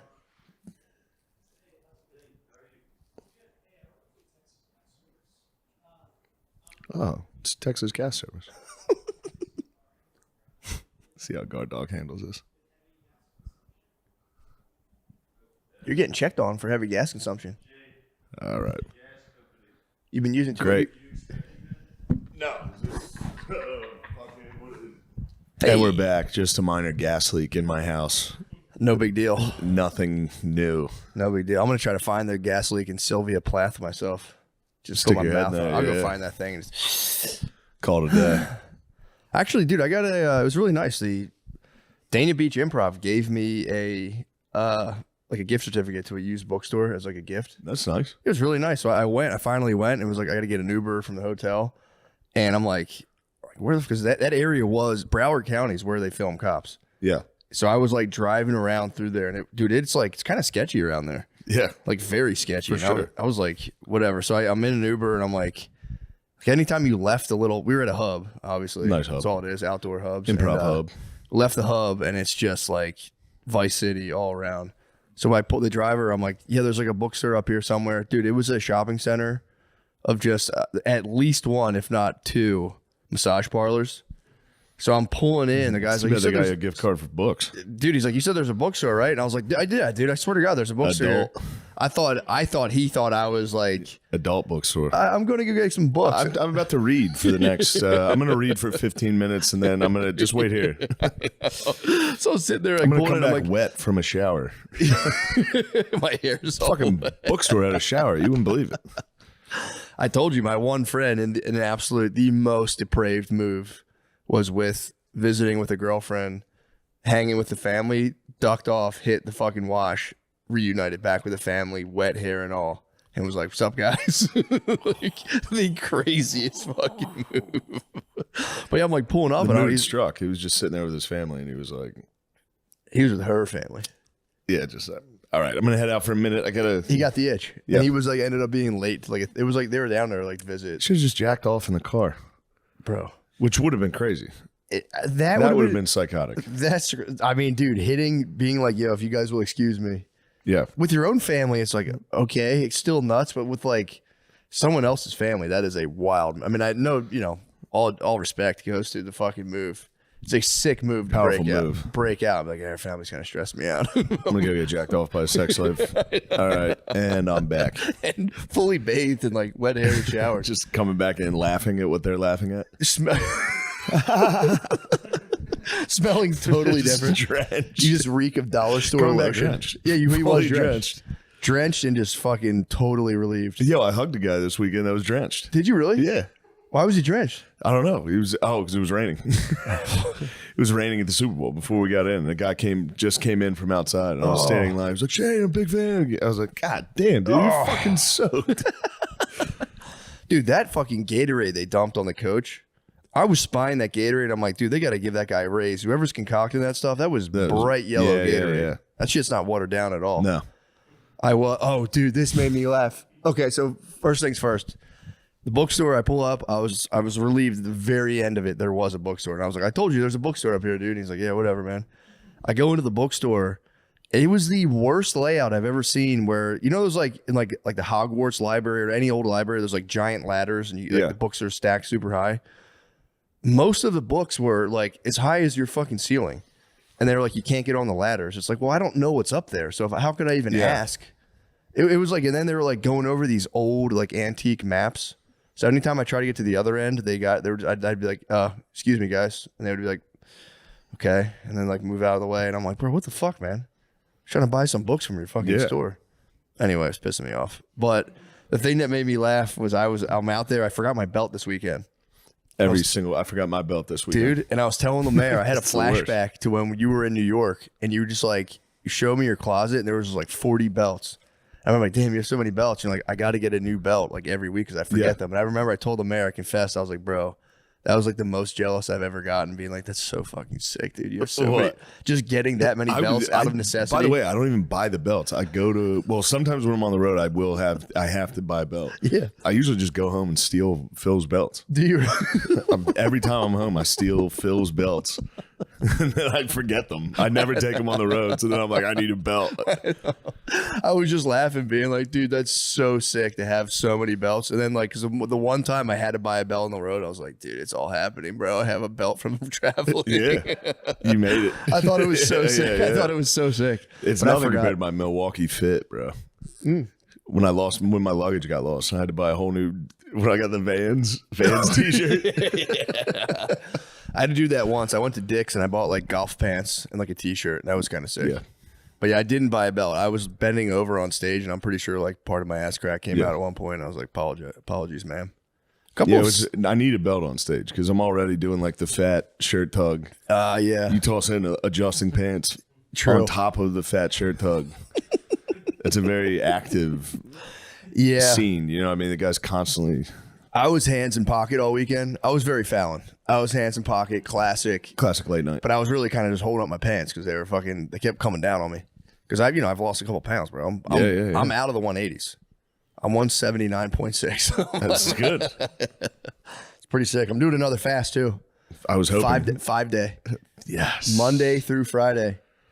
First 24 hours, dry fast, no water for 24 hours, no food or water 24 hours, and then 4-day fat water fast with just salt.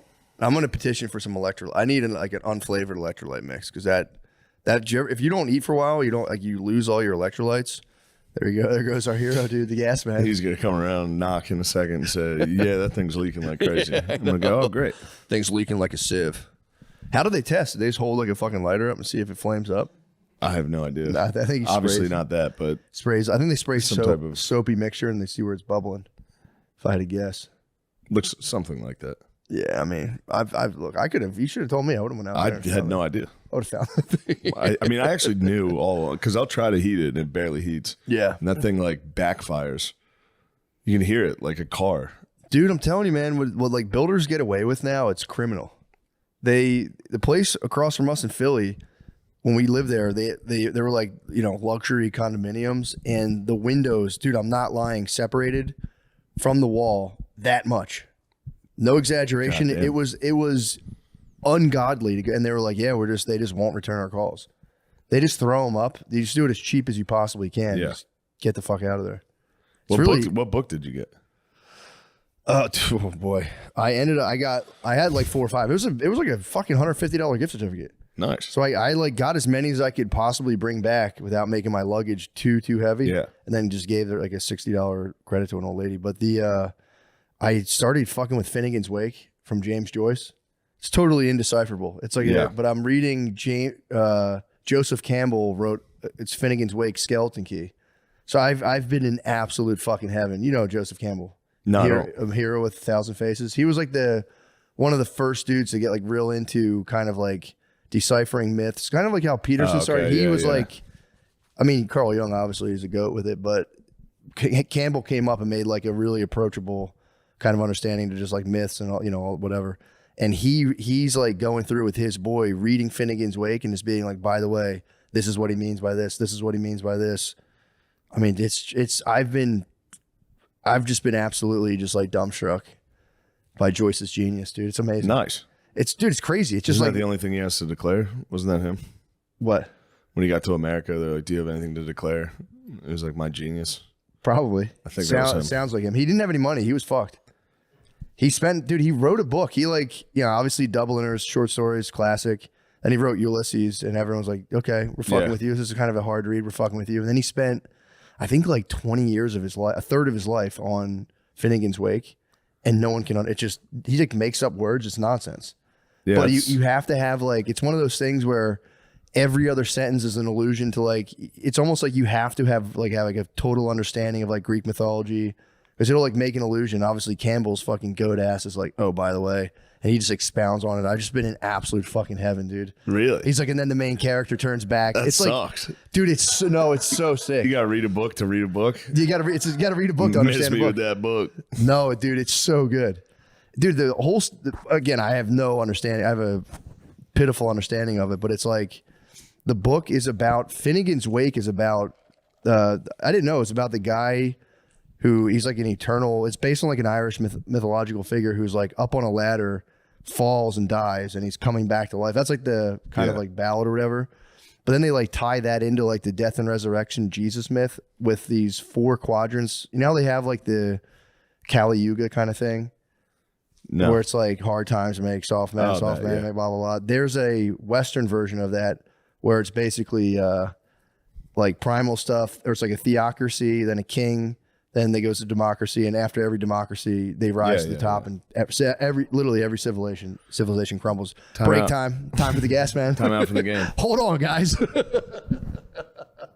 Okay. Yeah, for the record, that was Oscar Wilde, not James Joyce. That sounded like some Oscar Wilde bullshit, if I'm being honest. James Joyce. I mean, actually, it's funny because he kind of could not, he doesn't cover that specifically, but so in the book, it's like, it's based on Finnegan's Wake, but also the main character is like I didn't know the city of Dublin is like shaped on a hill that's kind of like resembles an old they say like a giant is sleeping in the ground, that like they're like his head's on one side of the city and his feet's on the other side.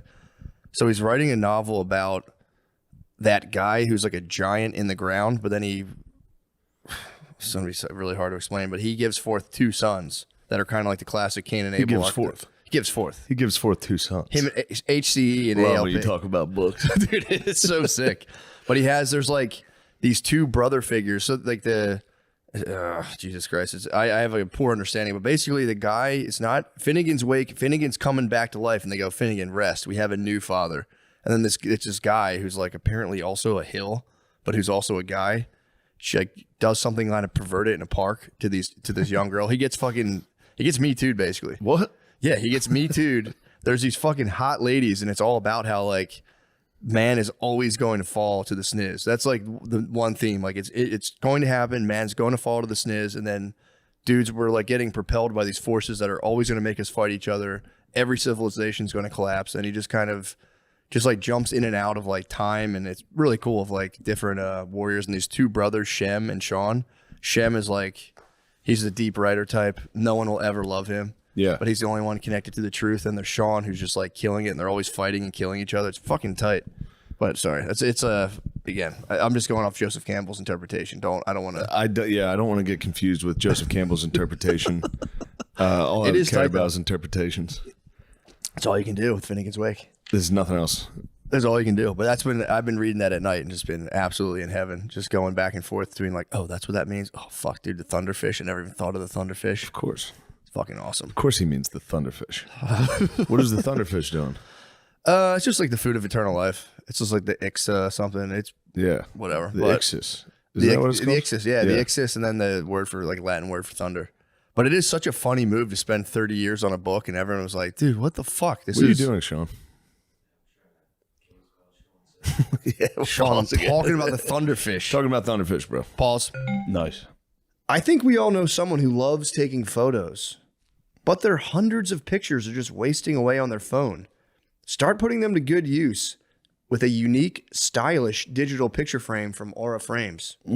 It was named #1 digital picture frame by Wirecutter, and for a good reason.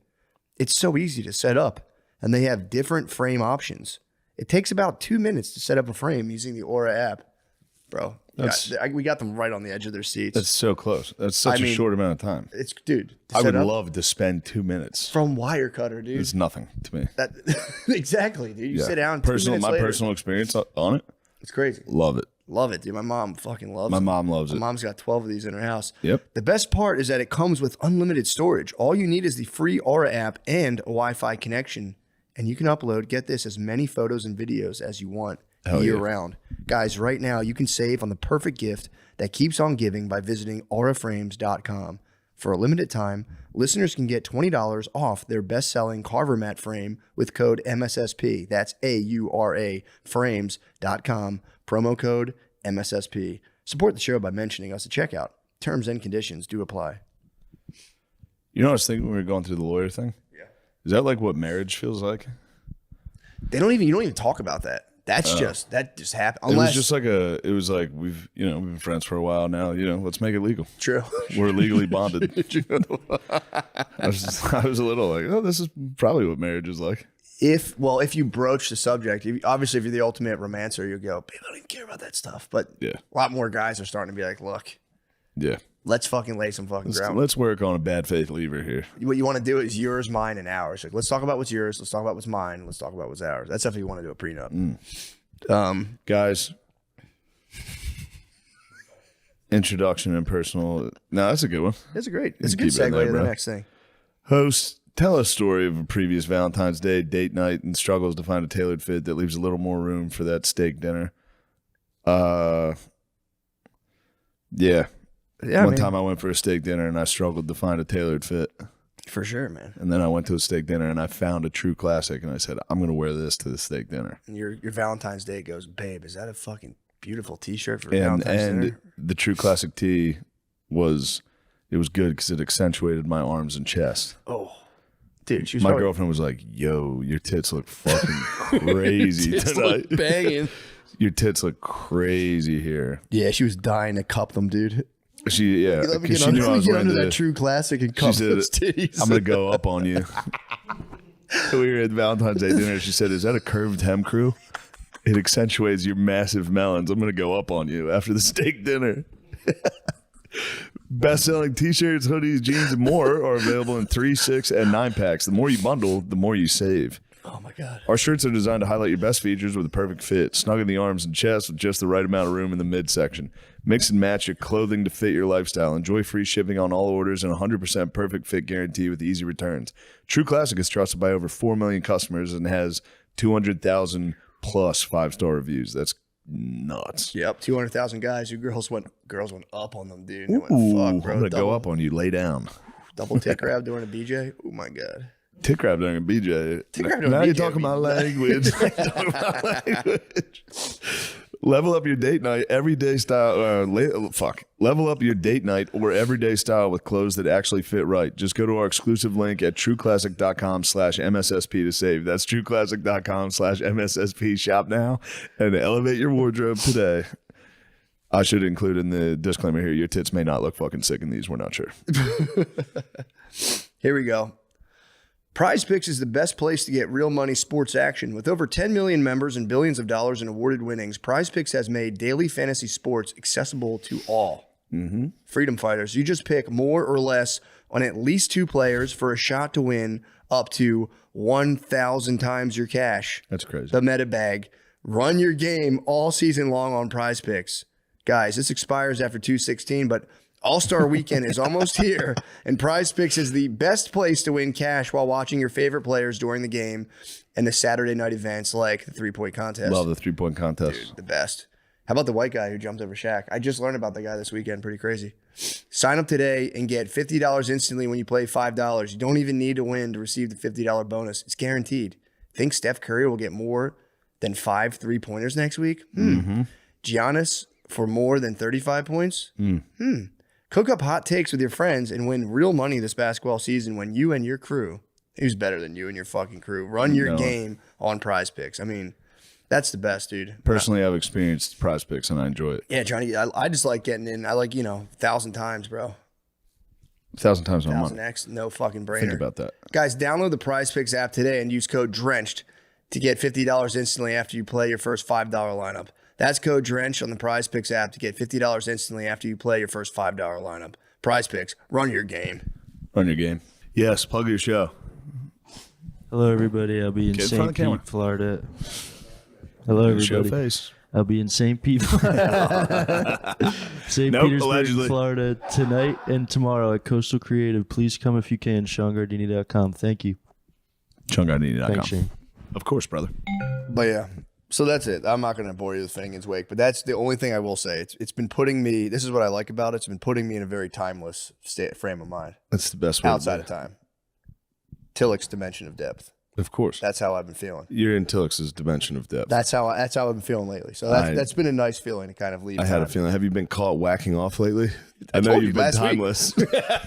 I know you've just been an ageless wanderer, but have you been caught jacking off in a bathroom? I mean, dude, like HCE, yes, I was caught. Fucking, I was tempted by the sirens in my own mind. Thunderfish came and got you. I was. The Thunderfish caught you. We're both dealing with some Thunderfish. Yeah, I was caught. But that was last weekend, bro. That was in the past. I said, what are you doing in there? For real, man. That was so embarrassing. She's like, "What are you doing in there?" And I'm just in the shower with a boner. Just what? Nothing. Nothing. She's like, "I saw what you're doing." I was like, damn it! Now I got caught lying and jerking off, huh? I'm just the biggest piece of shit in the world, aren't I? I wish I could tell you I didn't almost get caught yesterday. I wish I could tell you I almost didn't get caught. I had to scamper, Did you really? but she didn't hear the scamper. I survived. Oh, you got. Scampered to the lab. I had the door open, scampered. So you got the entrance. I got the skedaddle. I heard the door open, and I skedaddled on back to the lavatory. Bro, it's not like we've been training for that our whole fucking I lives. know, Dude. but I haven't had to skedaddle in so long. I fucking made it to the bathroom. I was like, "What? Taking a shit. What? I'm doing this." Taking a shit. So you didn't get the. No, I didn't get the full release. Damn, you probably charged up. But I was like, "She's taking a nap. I'm fucking set." Oh yeah, And of course, the second we started, brother. Welcome to my world. Thunderfish flopped in the room, and I had to ski on daddle down to the lab with my pants at my knees, ski daddle down. Expert shuffle. There's the potato, the sack race to the bathroom. What? I think you scared me. Why do I have my phone in my shower? I was answering an email. I was Checking my phone. Phone in the shower is the most sinister delight, but also so fucking It's just too sketchy. risky. Phone in the shower is so risky. Unless you got a big shampoo bottle, you can fucking pop in front of it. But yeah, man, I don't bring my phone in the shower. There's a period where I was a big phone and shower guy, and it's just like, I think it's literally taken a couple years off of my life. The anxiety. Yeah. I'm just having just the lowest volume, just going, oh, fuck. Oh shit, what the fuck is that? Just phone soaking wet on the fucking sink outside the shower. The garage door at my parents' house, that was a godsend. That's what you need, man. We need to bring back garage doors. Get this rigged up with an alarm, dude. Yeah. Beep, beep, beep. No, I got it, yeah. Do you have the I got a one? ring camera now. Oh, perfect. There you go. See who's coming and going. There you go. Yep. Why don't you say it? Yeah, man, get in here. Say it into the microphone, bud. You got caught fapping recently? Not recently, but you know how every college dorm is like, yeah, they got the drains are all clogged because all the kids are. Have you ever heard that old tale? No, but it makes perfect My sense. dorm showers, drains. Everyone always has that Especially story. you about, with your fucking hairy ass. well, they say it's because Ew. of the cum. They say it's Yeah, good. the and the cum boys' and your dorm ass hair. shower drains always clog with cum and ass hair. And I was contributing to that clog in my university my freshman year. In the common shower area. In the common shower area, that's where I would have to hurt myself because I had 2 roommates in my dormitory. I don't think I caught a beat in the shower, Kyle. I really don't. I It's did not really either. bad. It's like a hospital shower too. There, you know, Yeah. it's like the shitty curtains, and it's just like a closet. So it's a sad beat in there, and my classmates hollered at me while I was hurting myself in the college shower. Like, what do you do to there? I think we caught someone just one remembered time that, where we used to sorry. like while people were showering, we would fuck with them in my freshman dorm, and we like one time yanked the curtain open, and the dude was just standing there with a full on rager. We're like, oh, Yeah, that's what would have happened to me if they were to breach it. That would have happened to me. yeah, you can't. I mean, I've tried to come up with a million arguments for why I'm having a boner in the shower, and there's no. It's just you're busted, Warm bro. water felt good. Leave me alone. I was so relaxed. There's also there's a like a kind of like a noise pattern. If you're beating off in the shower, the water falls in a Yeah. very specific way. Yeah. You got to try to like at least turn You your gotta back. avoid that. You got to turn your back to it. But then you're like, well, I want the warmth, yeah, so I can simulate fellatio. So it's tricky. you got to watch it because it's like the water I know. falls in like little Yeah. torrential Yeah. drops. But yeah, well, all our brothers do. Stay strong out there, dude. Mm-hmm. Keep Praying it for underground. Keep it underground, dude. It's the revolution, dude. It will not be televised. Occasionally, it almost gets televised. And you have to scamper. I told you I spun the last time I got caught into some SEX though. Yes. I just fully owned it and was like, Yeah. bro, I'm getting erotic in here. Excuse me. I'm all worked up, man. Help me out. Help a brother out here. Help a brother out here. I should have done the Uncle Sam yell. What are you doing in there? Don't do it in there, young man. You must be out your damn mind. Your wife will be awake any minute. You love the Super Bowl performance. I thought it was underwhelming. I really did. Yeah, it was. I had, did I kind of want to see it go poorly? I think there was part of me genuinely that, I was hating. Not as But- much as they were hating. They were hating hard, bro. That was the most hate. That was fucking. It was the most hate possible. It was some really. I didn't understand all the symbology under it, dude. I, mean, didn't it's know. so deep. I didn't know whose exes were there. The X's were there because it was like a PlayStation, and this is a game. Oh shit. You ever think about that, Oh shit, bro? His chain was an A minor. I was trying to figure out. I thought it was his middle initial. A minor. Oh, also, actually, kind of technically, it was a lowercase a. A minor is there's like an actual notation for A minor. You can do that. Oh, really? Yeah, it's like I a thought musical. the lowercase a would be the A minor. No, there'd be a tiny little m. That's technically A minor. That's just a lowercase a. That's just a little a. But maybe it's even deeper. There's probably some shit I'm not even seeing. I don't know anything about keys at all. Yeah, or like secret fucking pedophile hieroglyphs. Well, then the A minor doesn't. Why- Maybe I got that symbology wrong.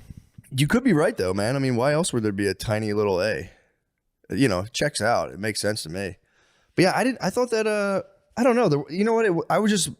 It lacked kind of the showmanship. I was like, dude, Ursher last year. Say what you want about Ursher. You know what I mean? Look, the guy's got skeletons. I don't know what happened. I know he got in some legal hot water. Hopefully, it's not true about potentially giving a man herpes. Which I hope he didn't do that. Yeah. But his performance was great. Yeah, of course. Ursher's performance was crazy. That was course. just like, okay, I don't know. It seemed all built around smiting another man, and it was just kind of like, bro, like it's cool. Winning's great. Yeah. I'm glad you won, but I don't know, man. I wasn't. It wasn't for me. For sure. I mean, yeah, you want to play your hits. Yeah. And not, I don't know, because one of the knocks on him is the only time he gets attention is when he's talking about Drake. As of late, for sure. And there it is again. He did it again. Yeah. He got the most attention of his career because But here's what you got to Jersey think Drake. about. This is what you got to think about, and I do appreciate Jim Jones for opening my eyes to thinking like this. Was he? What about the bag? What kind of bag was he getting? Because they were coming at Drake for the Super Bowl, yeah, he got the it's free. What? Yeah. You perform for free? Yeah. You What get is this? $0. What the fuck? Yeah. Just, I guess it's like good publicity. Yeah. What? Who pays for all those fucking million dancers? I mean, I'm sure they cover that. You don't pay for that, but Okay. That'd be crazy, bro. Let me- if I was let me footing the fact check bill and that. I'd be like, yeah, let me surround myself with no, 800. why am I doing the fact checking? Come on, man. So if I had to fit the bill for 800 male dancers, that's crazy. He had a lot of bros. It was just the bros, dude. That was There's another. a lot of guys dancing. I'm gonna need 800 male dancers. I like tough dancing. Me too. I like when people are mad dancing. I got a little scared. I was like, oh. I was spooked out. I was scared of that. I was very scared during the performance. It's classic. That was a Philip Ross one book. He got it. The old professor does that like accidentally. He's like saying a ghost. Yeah. He's like, I feel like there's a spook in here. And the students are like, hey, and they fire him off the campus. But the professor's secretly half black and he's been hiding it his whole life. We could talk lit, dude, all you want. I would love to talk lit. But yeah, dude, that was it was just kind of boring. It was just like, all right, this is it did take him to new heights. Him like besting Drake in an exchange of words did take him to new heights, but it's like, What's going on, Sean? Did you find out the information? He got a bag, but he got a baby bag. He gets the standard union rate, which is $1,000 per day for rehearsal and performance. a baby bag. He got a baby bag. Yeah. He got a little bag. Yeah, he got a fanny pack. Well, dude, Jim Jones might have had the best take on the Drake lawsuit. And his whole thing is so funny, him and Cameron beefing. But he went on a podcast with, I swear to God, it was the best take of the Drake lawsuit stuff, how he's suing like UMG or whatever. United, yeah. Yeah, yeah. And The Universal. Universal, yeah, that's what it is. Universal Music Group. And this guy was like, yeah, dude, it's like against the code though. Like he's going against the code of hip hop. And Jim Jones was like, dude, Drake's going after a bag you cannot comprehend. It was like, Yeah. he was saying, basically, he was basically saying that he's going after the, and it is slightly Kanye-esque. He's going after the dudes who have given us all these raw deals, the labels who have been lording over us, the culture. And he's going at like the eye of the fucking hornet's nest and he was like, I mean, he's probably going to get $1 billion in this lawsuit. It's like, no, he's not. He's going to get a lot. Do you think he'll get it? I think he'll get a lot. Yeah, I mean, from what I've been told, it's like they were trying to lower his stock so his next deal wasn't as big as the last couple have been. He's with them. He's with Universal. That's their, and their thing's like, why would we want to because undermine I think our own the last artists? deal was like $400 million. Yeah, true. So Well, that's what Jim Jones was. It was the funniest take. He was like, bro, he's going after a bag. And he's like, you can't say anything about Drake if you want to still hang with your bros in the hood who are like falling off of buses and getting lawsuits. He's like, you can't say that. Drake's taking it to the you next got some level. workman comps, bros. That's Yeah, we got a couple of those, bros. That's what he was saying. He was like, bro, there's nothing more gully than like pretending to hurt your neck on a bus. That was his whole that was his whole thing. And like Drake's hurting his neck on the biggest bus imaginable, and it's actually sick as fuck. And I was like, dude, Jim Jones, that was absolutely. I could be wrong, but I think Kendrick went through the Tupac estate to sue Drake first. Did he really? But no one cares. Wait, what Tupac estate? Drake had like a diss track with like AI Tupac, Right, and that got taken down because of a lawsuit. for sure. Oh, Which he was is- like, you can't use the ghost of Tupac to Yeah. beef. He's like, that's outside of the rules. So Kendrick did it He did a lawsuit first. first. No one cares. Hold on. So they were in court. There was like guys in court battling over Ghost Tupac. Yes. And like Ghost Tupac called my defendant Ghost gay. Tupac wouldn't have said that. Your Honor, Tupac might still be alive, actually. An all black jury going. But yeah, he basically broke down the thing of being like, stop trying to act like he's offending some code of the streets. He's like, bro, like he's getting the biggest bag. And he was like, your problem is you can't see the bag. Like the bag, he was saying like the bag exists out of this guy's entire frame It's a of different awareness. dimension. You can't. So sick, dude. It's not a near. Yeah. To hit him with the be like, bro, your bags, you can only imagine such a bag. It He's is like, a meta bag. he's like, Drake is on the bag that you can't. Just getting deep on the bag is so sick. Can't fathom this. Bag. But yeah, that was my personal take on the Super Bowl Should have been performance. Lil Wayne. It should have been Lil Wayne, and then also the whole craze of like this whole like battle thing. I feel like the sun set on it. on that Has performance. it almost been a year? Now has it? It's been fucking forever. It's been like 8 months. That was a year ago when he sued him? Jesus Christ. April what? 2024. Damn. But that was, yeah. So it probably started last April. I was just hoping you'd say 420. Yeah. But My yeah, heart dude, goes out that's to been you. a fucking year. Yeah. God damn. I felt like that was like 3 months ago. No, this has lasted longer than the Will Smith slap. He needs to do it again. He's going back, I think. Will needs to slap. He needs to slap He again. needs to slap somebody. He needs to slap that Indian guy. How can he slap? How can he slap? How can he slap? Yeah, man. People were trying to make the Taylor Swift boo into like this whole like sea change of like the people are waking up, dude. They know they don't like this. So you're telling me this was she was wearing Chiefs shit. And people were Yeah, like, it was boo. a Chiefs fan. It was all Eagles fans. so At the funny. beginning of the game, of course, everyone's gonna be like, fuck yeah, bitch. Yeah, and there was also like people were like, she's ruining football. It's Before she was on, they were literally showing a Chiefs fan, showing an Eagles fan. boo. Boo anytime it was a Chiefs fan. Was there that Cheer many when it was Phillies an people? Eagles fan. There's so many Eagles people there. It felt like there was more Eagles fans. And there's one thing I noticed: the Chiefs fans are like all old, fat white guys. Yeah, They're all just chubby white guys from fucking Kansas and Missouri yeah, that have. This is the third one in a row they've been to. yeah. So They didn't care as much. didn't have the fire in their bellies. Eagles fans are all fucking trash gremlins that were there like, Needed it. yeah, birds are in it. Like Yeah. everyone was, everywhere you looked, it was Eagles fans. Well, that's also a weird pressure if you've won 2 Super Bowls in a row. I'd be fucked up being like, because then it's like there's no way you're not laxing and kind of like chilling. There's no They way. were lamping. There's no doubt. They lamped. Yeah, exactly. They were lamping. Why though? I mean, it makes sense. You're 2-time. I mean, I guess they made it to the Super Bowl, so I guess they weren't relaxing too hard. Yeah. It's pretty hard to do. That's true, They just got there and couldn't protect the quarterback. dude. That's You know that. they didn't blitz either. The Eagles, it was blitz once, man. 4-man rush, bro. 4-man rush. That blew my mind when I found out they didn't blitz. I was like, wait, what? Yeah, I mean, the Chiefs also throw the ball every fucking down.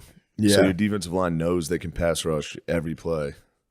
And then when they're down 17, it's like they're going to be throwing the ball. Yeah, fuck. Just send 4. Is their offensive line that bad? I mean, I'm not trying to smite their offensive line, but like, bro, they got like, what They got happened? killed. I don't know. Because they're so good. That's the whole time I was like, dude, Mahomes is good. If you put him down, he's nasty as fuck. Yeah. But they were just like melting right through. It was wonderful. It was, It was truly really beautiful. Truly a sight. Yeah. Poor Reed though. I went to the after party. Did you I really? got to hold the trophy. It was crazy. Did you raise it? No, I was just like, I didn't really take it in. I was just like, it's lighter than I thought it'd be. I felt like a real imposter. Why? I don't know what the fuck am I doing holding those Super Bowl trophies. And everywhere I go, I feel like a fucking imposter, and that was crazy. Yeah, that is fucking nuts. Yeah, Holding it. That is sick. it was awesome. That's fully the aggro crag, dude. You held the aggro crag. What was it? I guess the party must have been sick though. Party was awesome. Did champagne bottles actually shoot in the air, or was it that was? I think that's the locker room, That's but locker they room. probably did. I left before I think things got real crazy. Dude, and that coach, where did he coach before? The guy for the Eagles. Sirianni, I think it was with the Colts. I think it was like an offensive coordinator. I think And how long's he been there for the Eagles? this is year 3. Dude, 2 Super Bowl appearances, 1 win. Yeah, they're gonna have to stop talking shit. Yeah, dude. Reed, Yeah, he was an IUP guy. He coached at Indiana. Really? Yeah, really? I think there's like 3 guys on the staff that were from IUP.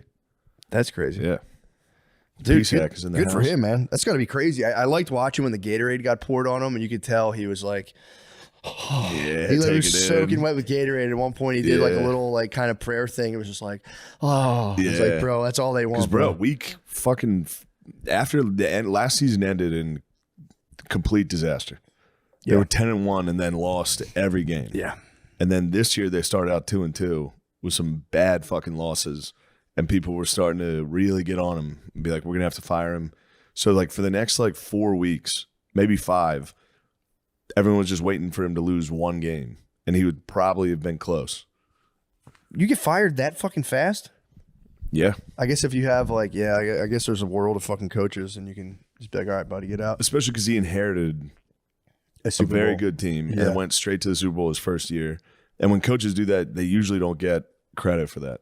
I got you. That makes know? sense. So he had somewhat of a building year the year after that. And then the year after was like, all right, let's see what he does. And they fucking exploded. They Yeah. were terrible. yeah, So then, yeah, he was on the hot seat a little. Then he's good. he's the bro. Do you think there's a chance they're the new Chiefs, that they'll go back and try to get it again? I do. Yeah, I think there's a strong chance. They sick. get a lot of guys back. That's what they say. They're Yeah. not losing anybody, are they? They're gonna lose some key defensive pieces, Okay. but I hope maybe they won't lose them. They're just up for free agency. Okay. Contracts, I think, should be all right. They might be the most hateable dynasty, though. Philly becomes like a Chiefs era, Be Chief the type funniest dynasty of all Oh time. my god, dude! It'd be the funniest. Philadelphia is going to look like fucking Aleppo. This is gonna be bad, dude. They got to stop destroying the I city. was jealous. I mean, even being at the Super Bowl was obviously where you want to be, Yeah. but Philly would have been fun. So fun to be there. Although, dude, I'm telling you, last time when I was there, I was like right on Broad Street. My house was like 2 blocks away. Yeah. And it was too much, man. I'm like just watching people just start wrecking shit. I was just like, this is fucking annoying. It was pissing me Yeah. off. They got to stop fucking breaking the city. Sometimes you gotta. Dude, they were like flipping fucking cars, dude. It's crazy. How else are you gonna make an omelet? That's true. You have to break a couple eggs here. That's true. Although, I mean, that is just part and parcel, man. Otherwise, yeah, you are just Chiefs fans, just like, oh, we'll get them next Yeah. year. Yeah, true. You got to bleed. If you bleed green, you bleed green. It is what it is. There's nothing we can do about it. But well, the worst part is now they're like, now it's like it's something that gets attention online. So now people are like, yes, we gotta ramp this up even Yeah. more. I'm gonna break a window. It's like, dude, don't do it, dude. I'm gonna go viral committing a crime. It's gonna be my face. I'm gonna share it. But yeah, that was I think that was. I'll be excited to see what Kendrick Lamar does, because he seems like he'll be pretty content to just kind of fade out and be like, I won, beat Yeah, you. he goes away for a while. Yeah, I beat most you. of the time. That's gonna be it, man. It better not be. That's kind of a fucking lame ass. No, that's beating the video game. Like, I'm done. Bye. Sorry, I'm fucking. I'm No, I playing. want no rematch. That was it. I called it. No rematch. Yeah, I don't know. That's kind of like if you want to be the best ever, if your one thing is beating a guy in a rap battle and then going, I'm done. Well, to be fair, he did have like a lot of people liked him. I was always kind I of like, loved Kendrick Lamar. I was always like, meh. You know, I didn't. Yeah. It just wasn't for me. He's so good. I mean, He's great, of course. He's Yeah. a super successful, talented guy. But it was just, I was always like, whatever. And then, but then I didn't realize he'd been away for so long. And then I guess he came back. He was summoned back, and then for him, that is sweet to be kind of chilling. Like, I don't know. And then just be like, oh, yep, yeah. top of the game. But it all happened, dude. It was funny because like Lil Wayne was like, remember when him and Nicki Minaj were like, Yeah. they were like the biggest. And Drake. And well, then Drake was like, Yeah. launched out of that. But yeah, maybe there's room for, there's going to be the newest rappers to become the biggest. Dude, rap's so bad. Like, I'm not trying Yeah. to sound like an old guy. It's literally like, it's a minute and a half songs of just nonsense. I can't understand. You literally, I was watching videos of. I never got to see the halftime performance. okay. I was making my way up to Trump Dog Suite, Oh, so sick. but I didn't get to see the performance. We just watched it right now, and I was like, I was only seeing videos online of like old guys that were watching the Super Bowl getting filmed by their like grandkids that were like, "The hell is he saying? I don't know what the hell is going on." Like, and I watched that thing. I was like, I haven't understood one word. Yeah. And I know the songs. Yeah. Yeah, dude, I don't know. It wasn't this is something I've been thinking about for a long time as like, and again, it's like, sounds like a very uncomfortable thing to even talk about, but as like the country gets better in terms of race relations, will black guys lose cool points? And I think it could just be me trying to fulfill my own theory, but I think it's happening. That I've was had like, this theory yeah. since the old test. Yeah, true. This has been my working theory, and now I'm just sitting back and watching it play out. It's your theory of relativity. It is, dude. You can't be. Dude, and it's like I'm watching it and I'm like, yeah, dude, it's losing. Like it's not like the stuff of like a charged counterculture. It hit It's a been fever pitch, and then since then it's been kind of like yeah. We're still doing this, Yeah. but No, that was the sense I got off that. I'm like, oh, this is like, like the revolution sponsored by Pepsi. yeah. You're kind of like, oh, all right, this has been so fucking watered down and extorted by politicians that now it's just kind of like, all right, like you just has literally zero effect. You watch it and you're like, oh, cool, man. So, and then, again, we had our first taste of Indian guys wilding out. It's like there's more of that to come. Yeah, it's almost time. Ramaswamy Anakin's hard, dude. He fell into the almost lava, time. but those boys are not. Yeah. There's more Ramaswamys, bro. There's that a guy, lot. that dude he just first made it on the land and swung his Yeah, fucking that was D-Day. He went first. There's a lot more coming, dude. No, dude. No shortage. I kind of like a lot of it though. The Indian bros, The Indian Bros. bro. Been a fan. Oh yeah, you Been got a some day fan. ones. Been a fan. When you were gone, I interviewed Sagar from Breaking Points, and I tried to just get into Hinduism. Dude, they are not having it. There's an iron wall. They are keeping white stoners out of Hinduism talk, dude. I was like, what about it? He's like, I fucking hate when fucking white guys talk to me about Hinduism. Really? I'm like, that's a pretty cool religion, dude. I mean, it's not just all about How you come guys. we're the only ones that get fucking crushed for shit like that? I don't know, dude. Like if an Indian guy came up and was like, "Tell me about Jesus Christ," I'd be like, "Bro, I'd be more than happy. what do you want to know?" Well, but that's because we have a universal, Catholic land. We are built for everybody. Yeah, Hinduism it's like an ethnic religion. Yeah. Like it's not like, and he made a fair point. He's like, dude, he's like, depending on like what area you live in, there's like a patron fucking, they have their patron blue guy. They have their genie, and then like you fucking, it's all based on like he's like it's so hyper specific to like the area and where you're living. You got to be born into it. It's like Judaism in a way where you kind of have to be born into it, otherwise people will be like they just take you as kind of a poser.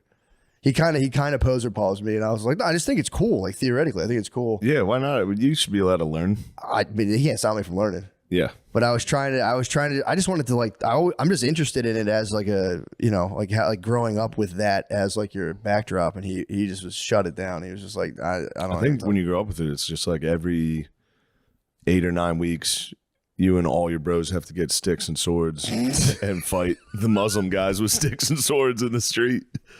And then you call it a day, and then you go, all right, buddy, fuck you, buddy. True. Have you ever seen their fucking stick and sword fights? They all have Ninja Turtle weapons, and they just fucking. It's truly Lord of the It's Flies. fucking crazy, bro. It's Lord of the Flies. It's nuts. But that's the same thing with the Sino-Indian border dispute. They the same thing. They have another stick. There's a whole Stick other and sword fight. stick battlefront. Yeah, they've been disputing the Chinese-Indian border for like decades, and every Nothing now but and sticks. again, the Chinese dudes will moggle and be like, 5 feet's ours. They're like, get back, and get back. They have to stick fight.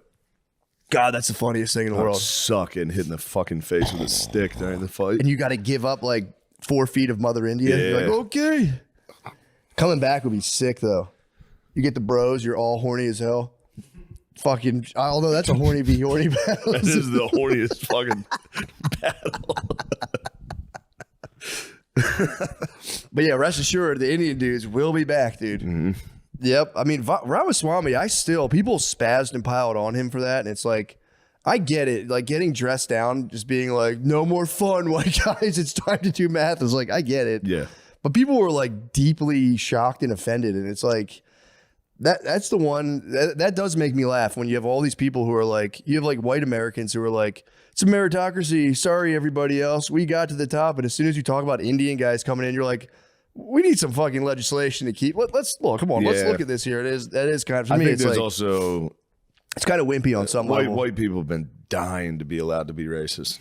True. That is like a Diet dying. Coke kind of for racism. Yeah, Like, they what? go, well, what about Indian people? And everyone goes, are we allowed? Are we allowed to do this? That was bottled up. Yeah, Yeah. true. Because the Indian guys, Ramaswamy did. You're actually right on that. He caught like a suppressed tidal wave of just kind of like, Yeah. ethnocentric thoughts, being like, we're in a fucking and people fucking spazzed on him. He did. Here's the thing though, he did court those guys. He did. So he basically had his own little thing going, and they just got him, bro. One slip up, and they were like, "Fuck you." It's a dangerous world. It is. If you get into that fucking political clickbait shit, Oh yeah. they're going to get you. Left or right. They're It's gonna true. get you. It's coming. It's coming, and it's so funny because it was like I could see him being like, "This is a deeply inspiring," and dude, he could also be right. Like just because you're like "fuck you, dude," doesn't mean that's not just going to happen anyway. Wasn't he like no more sleepovers? Yeah, Time to study. no more sleepovers, no more. He said less of one movie. Like think of like some like a rollerblading silly movie and like more. I don't know what fucking movie he would propose for us to get our act together. White guys got to pull their pants up. White guys' pants are up to here. Indian guys' pants are up to like their nipples. So we might have to pull our pants all On the way pants up. meters? Indians are top of the pants. Yeah, dude. Where would you rank the Chinese? They're close second. They're close second, or they probably go like every inch or every year. They probably like it depends on how they're doing. How many of them are doctors? Yeah. Like if they lose doctors and their pants drop a little bit. But no, you're not wrong about that. Indian waistline is the ribs. We've been top of the pops in terms of pants height. Now, like, you know, we're getting told to pull our pants up and we're like, hey, buddy, don't worry about our culture, dude. We got some shit going on. This is family business, dude. Don't worry about our pants. I know. It was so fucking funny. But that's the question remains, do white people need to pull their pants up? Because they could compete in a global marketplace, which it just You seems have to like have the we're highest in. pants. We got to fucking yank our pants up. We might have to pull our pants up. We thought we were getting by with our pants to our fucking waists. Sometimes when the whites pull their pants up too high, though, True. because those boys had some pretty high pants over in Deutschland. Kanye pulled his pants up. Kanye pulled his pants up to the moon. Dude. Kanye's pants are in the fucking stratosphere. Kanye pulled his pants up too much. Think about it. Kanye, you gotta fucking pull your pants down a little. Bro, I didn't know he did a Super Bowl commercial, first of all. I didn't either. And then did you see it? And then I checked his website. It was literally just the swastika T-shirt. HH3 or something. Bro, he went fucking nuts. It's been a good read. His Twitter page is fucking, it's a great read, bro. The Twitter rants were pretty great. All caps. Sometimes you need to slap a bitch or something like that. No, he says, for the record, I have hit women. Yeah. And then the one of them was in all caps. Like, you guys think I'm freaking out. I'm actually over here chilling. It's like, bro, you're tweeting in all caps. You're not chilling.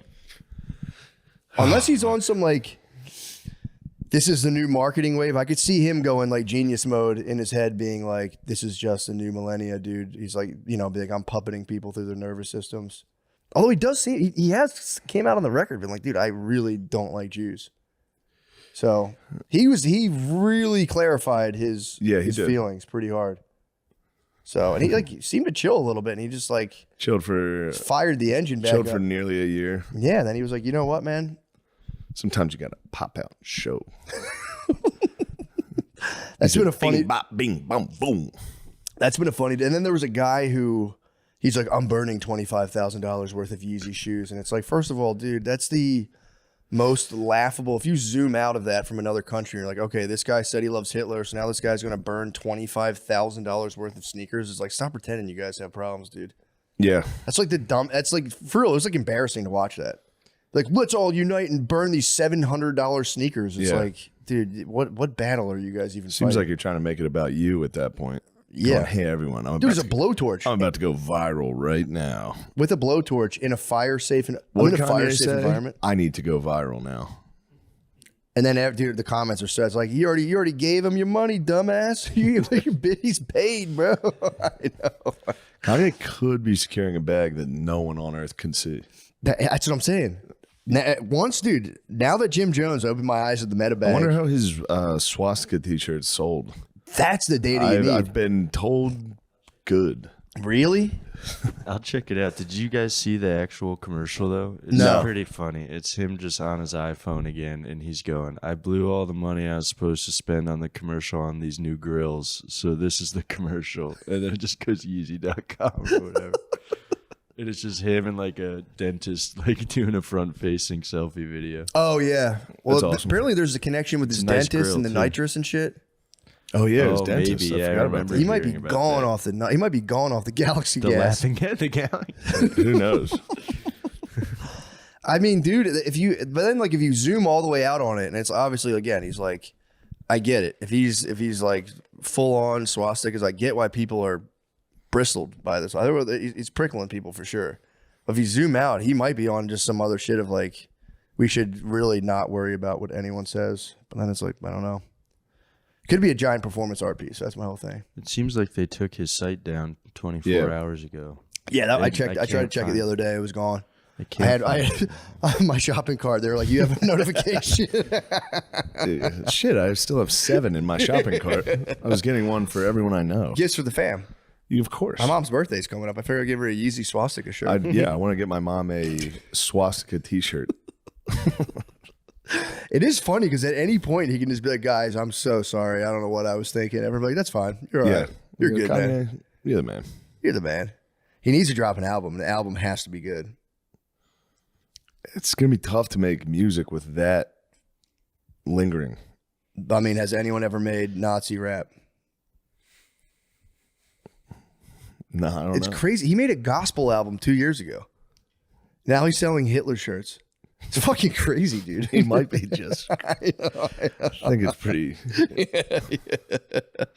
But then how did he become a billionaire again? Is that even, didn't he get put out in like Forbes list of like, he's now has like $3 billion again or something? Maybe they unfroze all his fucking accounts. True. Gotcha. That's well, dude, here's what, look, Gotcha. I don't want to give anyone business advice, but if you know, your accounts get unfrozen, last thing you want to do is do a swastika t-shirts. The funny thing is he was like, he did all that, got everything frozen, and he was like, all right, I'm good. Sorry about that. They go, all right, here's all your money back. He said, I'm not, fuck you guys. I'm fucking. It's crazy. It is still a goat.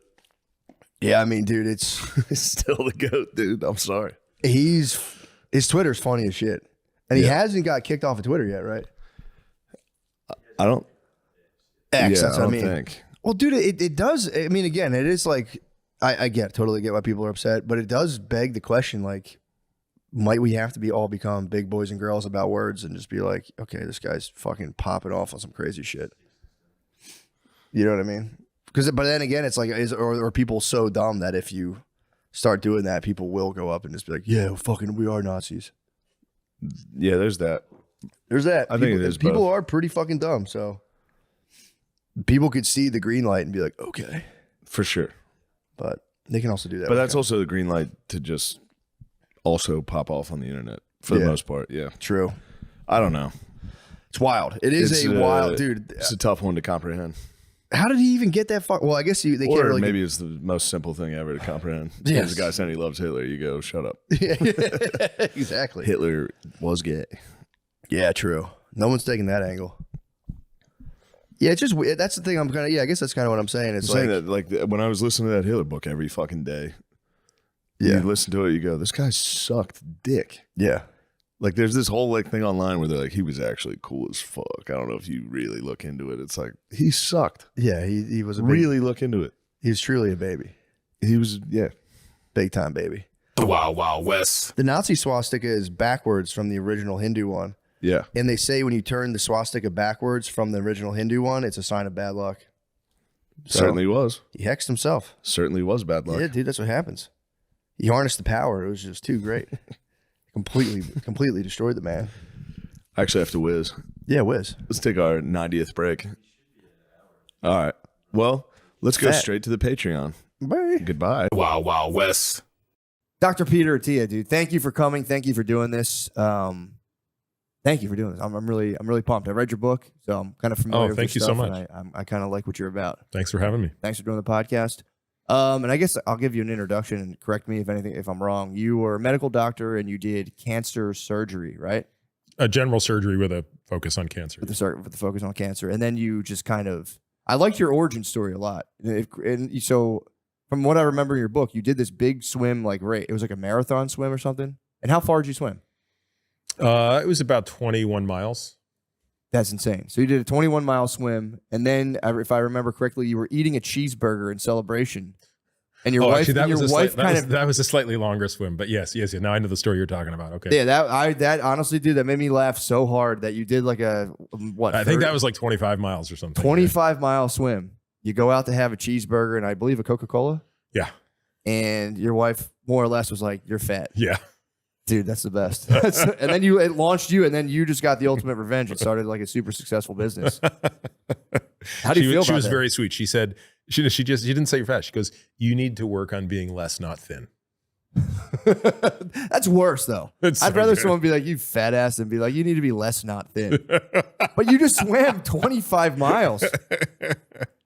Yeah. Well, That's wonderful though. That is good though to have a woman to push you to those heights. Because then is that really like the genesis of you kind of branching out into like? I had actually already left medicine at that point. I had been out of medicine for 3 years. I was working at that time.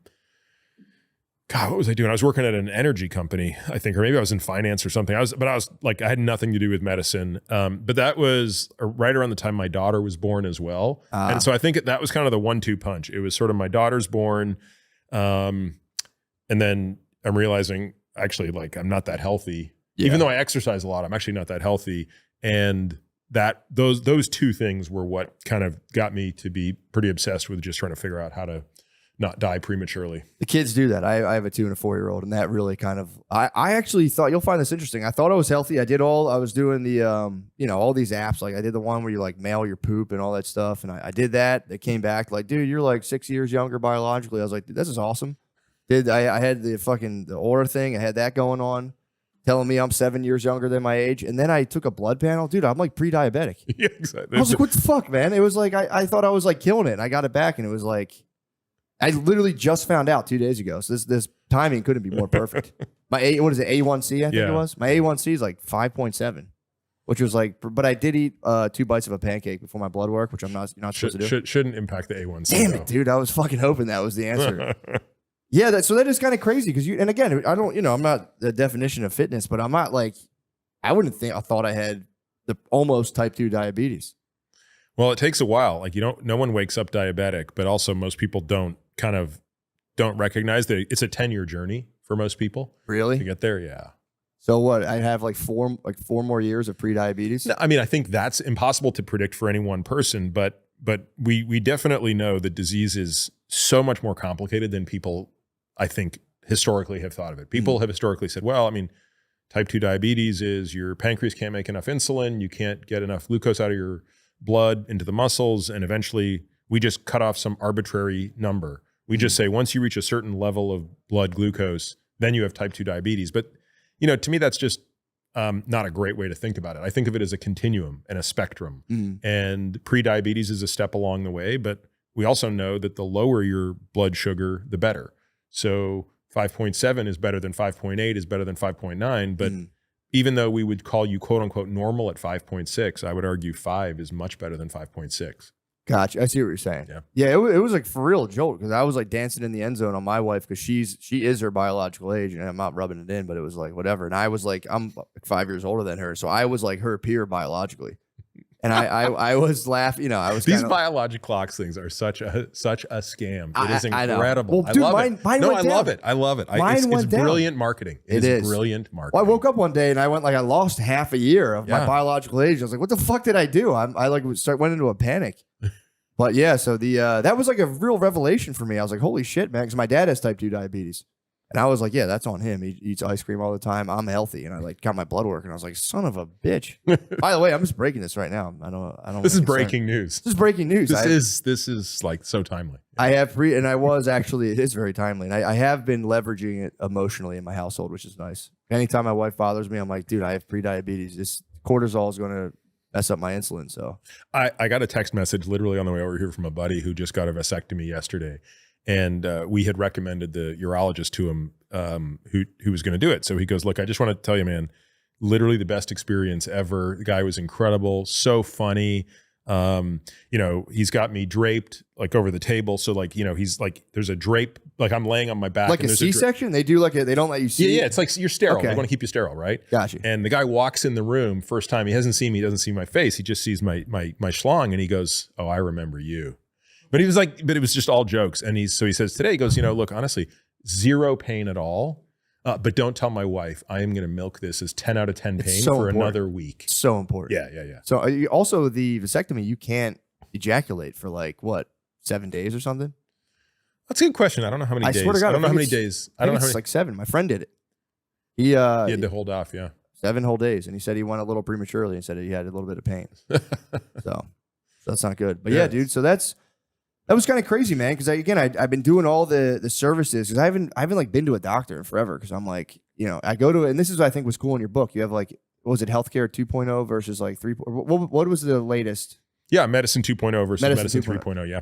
So 3.0 is kind of where you're at. That's kind of more cutting edge. 2.0 is like what, a step up from like medieval humors and. Yeah, but still important. I mean, we still want medicine 2.0. Medicine 2.0 will take care of a problem when it shows up. Gotcha. And if you're in a car accident, you break your leg, you get pneumonia, you want someone who knows how to deal with those problems. But it's a very different system from, hey, how do I take a guy whose hemoglobin A1C is 5.5, who everyone thinks is just perfect, but I think he's on the path to actually, being diabetic in 10 years. And why would I wait till he's staring down the door when I could just make the changes now? Yeah, and that was kind of my beef with doctors. I would go there and they're like nice. I don't have anything against them, but I go there and they're just kind of like, yeah, cholesterol is good. And I'm like, this is all we're worried about? Like this is, it's like, and then they lowered the window to like blood pressure. One day I went in there and they're like, oh, by the way, high blood pressure is lower now. And I'm like, okay.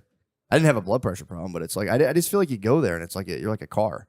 You go in and they check like 2 things. You're like, yeah, you're good.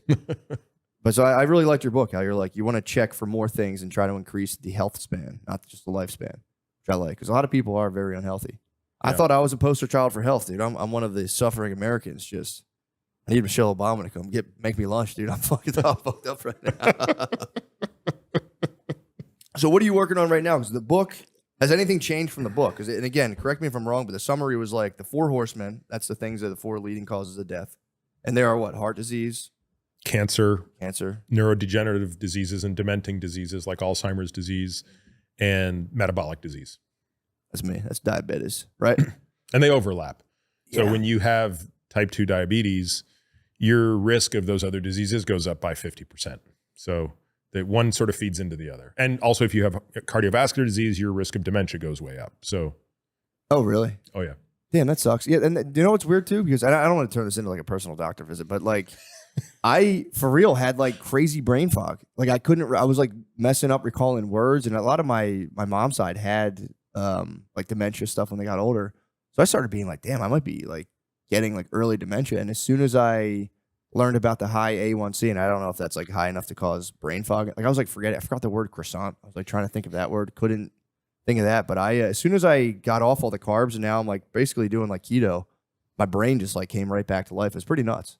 Yeah. I mean, I don't know that that's related to the A1C per se, but fluctuating levels of blood glucose make it just a little more difficult. And some people are more sensitive to it than others. Some people, they can eat all the carbs in the world and it doesn't seem to phase them. And a lot of people are like, no, the moment I go to slower carbs or just no carbs at all, or just more complex carbs, my energy levels normalize. And so too does my attention. Yeah, dude, that happened for me. And I also don't have to eat as much. Like I was eating so much, man. It would be like 4 cups of rice. I was just pigging out. Yeah. And then as soon as I stopped eating that much carbs, I eat like 2 meals a day and they're pretty like sparse. So. Tell me about these pictures here. What's thank the you, significance? Man. This I just figured it was funny because it's just a kind of like a just an ample naked lady sitting at a picnic. So I literally picked the pictures very quickly. This one I just wanted very intense imagery. Yeah. And so this is kind of like, this is pleasant. It's a little complicated. What do you think's going on here? Why is she naked? And who are these guys? These guys are up to no good for sure. They I think these guys, it looks like they just got happened upon and someone's going, what the hell are you doing with that ample naked lady in the park? And this guy's like, but he's like fully dressed. Yeah. Who's the girl in the background? So to answer your first question, this is a clothed male, naked female. It's a fetish. That's going on. And I think she's kind of like next. I think they're like, get over here, strip down so we can have a naked picnic. This caused a serious uproar back in the day. When this guy painted this, it was a problem. I can see why. They were like, if you had someone pose, this lady had to have been a prostitute. And they're like, that's totally scandalous. Yeah. What year approximately was this? I wish I knew. I don't know. If I had to guess, I would say like maybe the late 1800s. If I had to guess. But I could be wrong. And that guy, I don't know what that guy's hat's all about over there, but yeah, I mean, it's sort of, I don't want to profile him, but I have thoughts. True. It is a hat. I don't recognize that hat, and I do have my own suspicions as well. Yeah. But yeah, I don't know. I don't know if he's like, I don't know what's going on. He seems kind of distracted. I think he's being caught. She's just kind of getting caught. There's just a lady in a pond, maybe, just kind of floating around. Oh, that's interesting. So I see that now. I thought she was picking up apples, but maybe she's washing her hands Sure, well, in the pond. one could only guess why. But yeah, so that was cool. I thought that was a fun one. This is very intense. I like this, and then I just toss a little crucifixion up there. Yeah, it's the rainbow crucifixion. I don't know my biblical history well enough to. I would embarrass myself if I asked dumb questions. But is there a rainbow after the crucifixion? I would hope so. God was rising back to heaven 2 days before, so I'd hope that. No, I thought it was 3 days after this. 3 days. My bad. Yeah, 3 days. 3 days. So so that foreshadowed maybe the resurrection. Is what could you're be. saying. Yeah, could be. Yeah. But I honestly don't know. I don't have any real knowledge. Can you imagine how brutal the world was when we crucified people? I think about it all the time. Like, how lucky are we to live in this candy ass world of softness? Dude, I try to tell it to people, and I have people tell me I'm so grateful. it's insane because I try to tell people, I'm like, dude, it was way different. And other people will be like Those guys were different. thieves, right? Yeah. Like that today, you wouldn't even go to jail Yeah, they'll in kill most you. cities. Yeah, they'll kill you. Yeah. And then you get crucified? Yeah. And it also, the procession was like a pretty nasty part of it, too. Just to get walked through the streets, spit upon, rocks thrown at you. I can't fathom. Dude, the social anxiety back And by the then way, must that's be only crazy. 2,000 years ago, which in the arc of human history is yesterday. Nothing. That's nothing.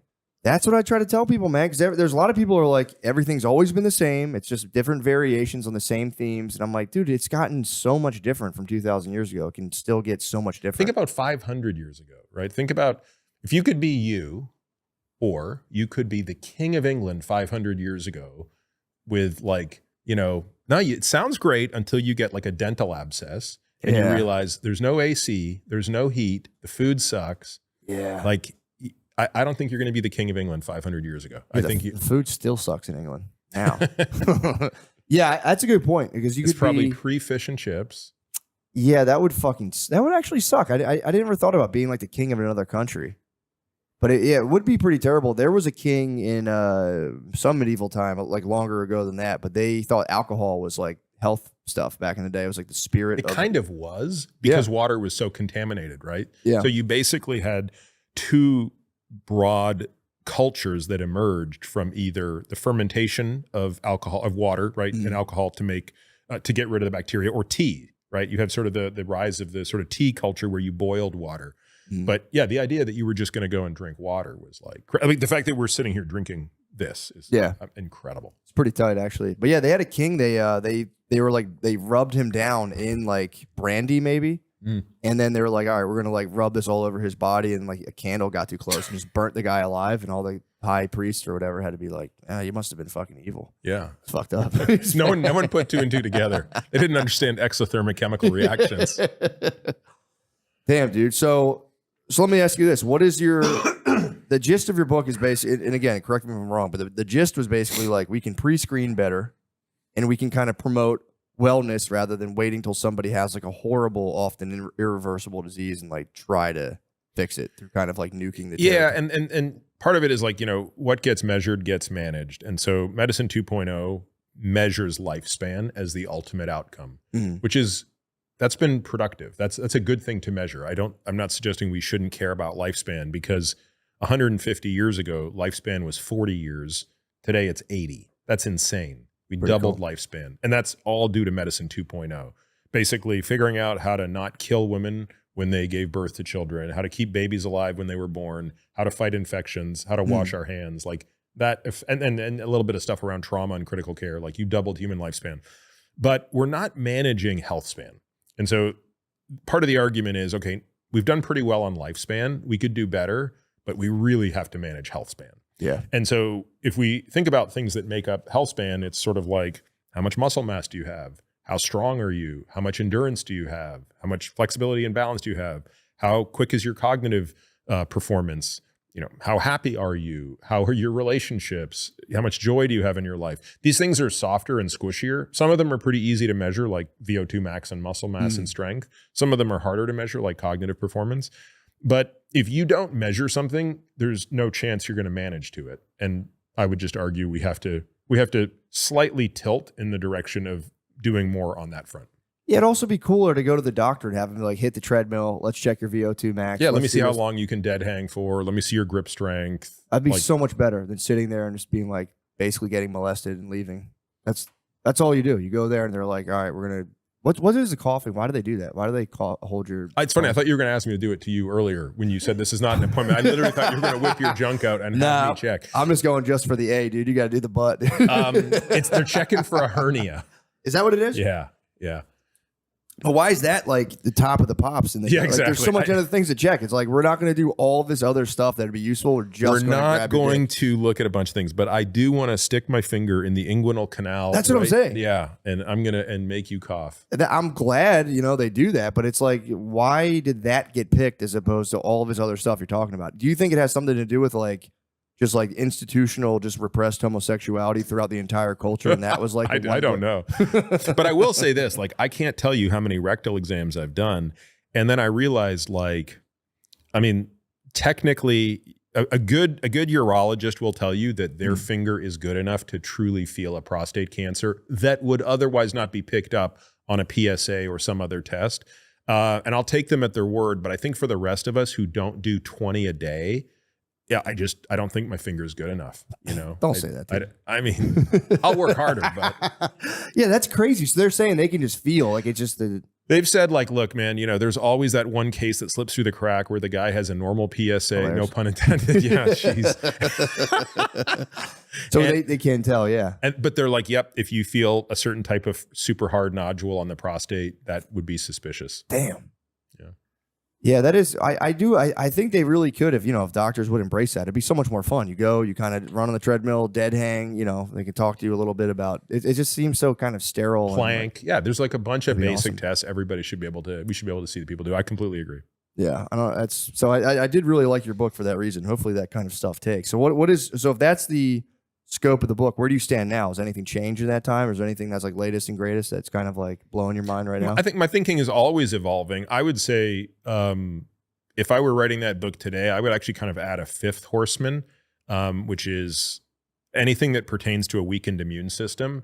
So I'm just getting over a cold because I have 3 kids and 2 of them are young. So basically, I'm always in the face of like some virus, right? Yeah. So twice a year, I always get some stupid cold, and it's no big deal. It starts in my throat, blah blah blah. It gets into my lungs. I hack up a bunch of junk, and then I'm fine.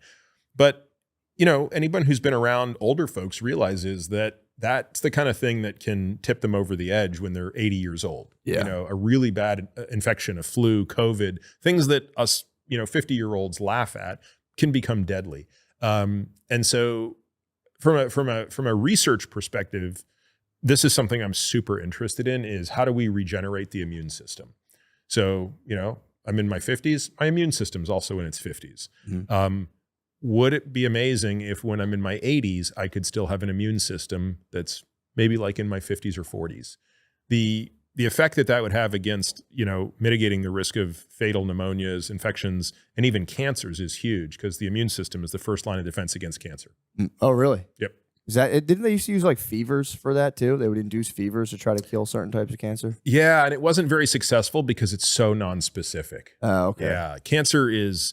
The only way for the immune system to eradicate cancer is you have to get the very, very, very specific T cell that recognizes exactly that cancer, and you have to figure out a way to make enough of them that it, wins that war. And that rarely happens spontaneously. I mean, the cases are, documented in the literature. They're so rare, but we now have drugs that can make that happen in about 10% of cases. That's which is cool. huge. Yeah, that's pretty crazy. So what was your research yielded? How do you think you can bolster the immune system, or like? I mean, it depends I don't know how technical the audience wants to get into this stuff, but so stop me when this has become unbearable. For sure. So we have DNA. Okay. So everyone's heard of DNA. DNA is the code that tells every cell how to make a protein. So what tells DNA to turn on and off are something called methylations, little carbons that stick on the backbone, or something called the epigenome. So DNA is regulated through this methylation pattern. And as we age, that changes. Gotcha. So we can look at a T cell, which is the type of cell that fights a cancer or an infection, And we can say, that's what an old one looks like. That's what a new one looks like. Even though the DNA is the same, the epigenome above the genome, this methylation pattern looks different. And so the question is, what if we took the methylation pattern of an old T cell and made it look like a young T cell? Would it revert into a young T cell? So to me, that's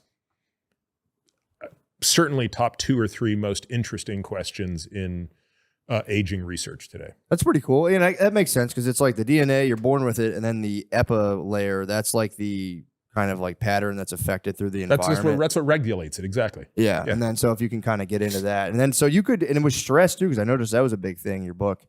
So, and you can stress yourself to the point where your epigenome will just start being like, everything in the environment can affect that. So it's affected just naturally through aging. So the passage of time affects it, but so does anything in the environment. So whether you exercise, whether you smoke, whether you have diabetes or not, all of those things, good sleep, bad sleep, high stress, low stress, anything can tweak that in the right or wrong direction. Damn. Okay. That's pretty cool. So you're saying, but the gravitational pull of age is huge. And that's the one I'm most interested in, is like, how would you, because even the healthiest 80-year-old has nowhere near the immune system of an unhealthy 30-year-old. Yeah.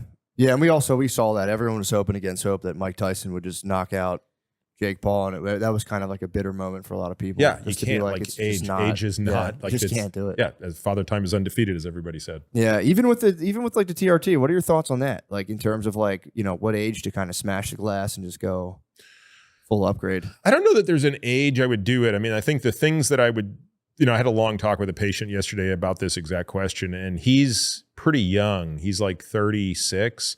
Does not have kids, but wants to have kids. Yeah. So that's a huge consideration. So in his situation, I would say like TRT is not a good idea. I suggested that he bank sperm. And if he wants to go down that rabbit hole, and by the way, I don't think he needs to, because I don't think his levels are like kind of 50th percentile. He's not terribly symptomatic. I would kind of eke out a bit more time, but I would rely on hormones that are going to ramp up his body's production of testosterone, as opposed to just giving him testosterone, which will shut off his body's supply forever.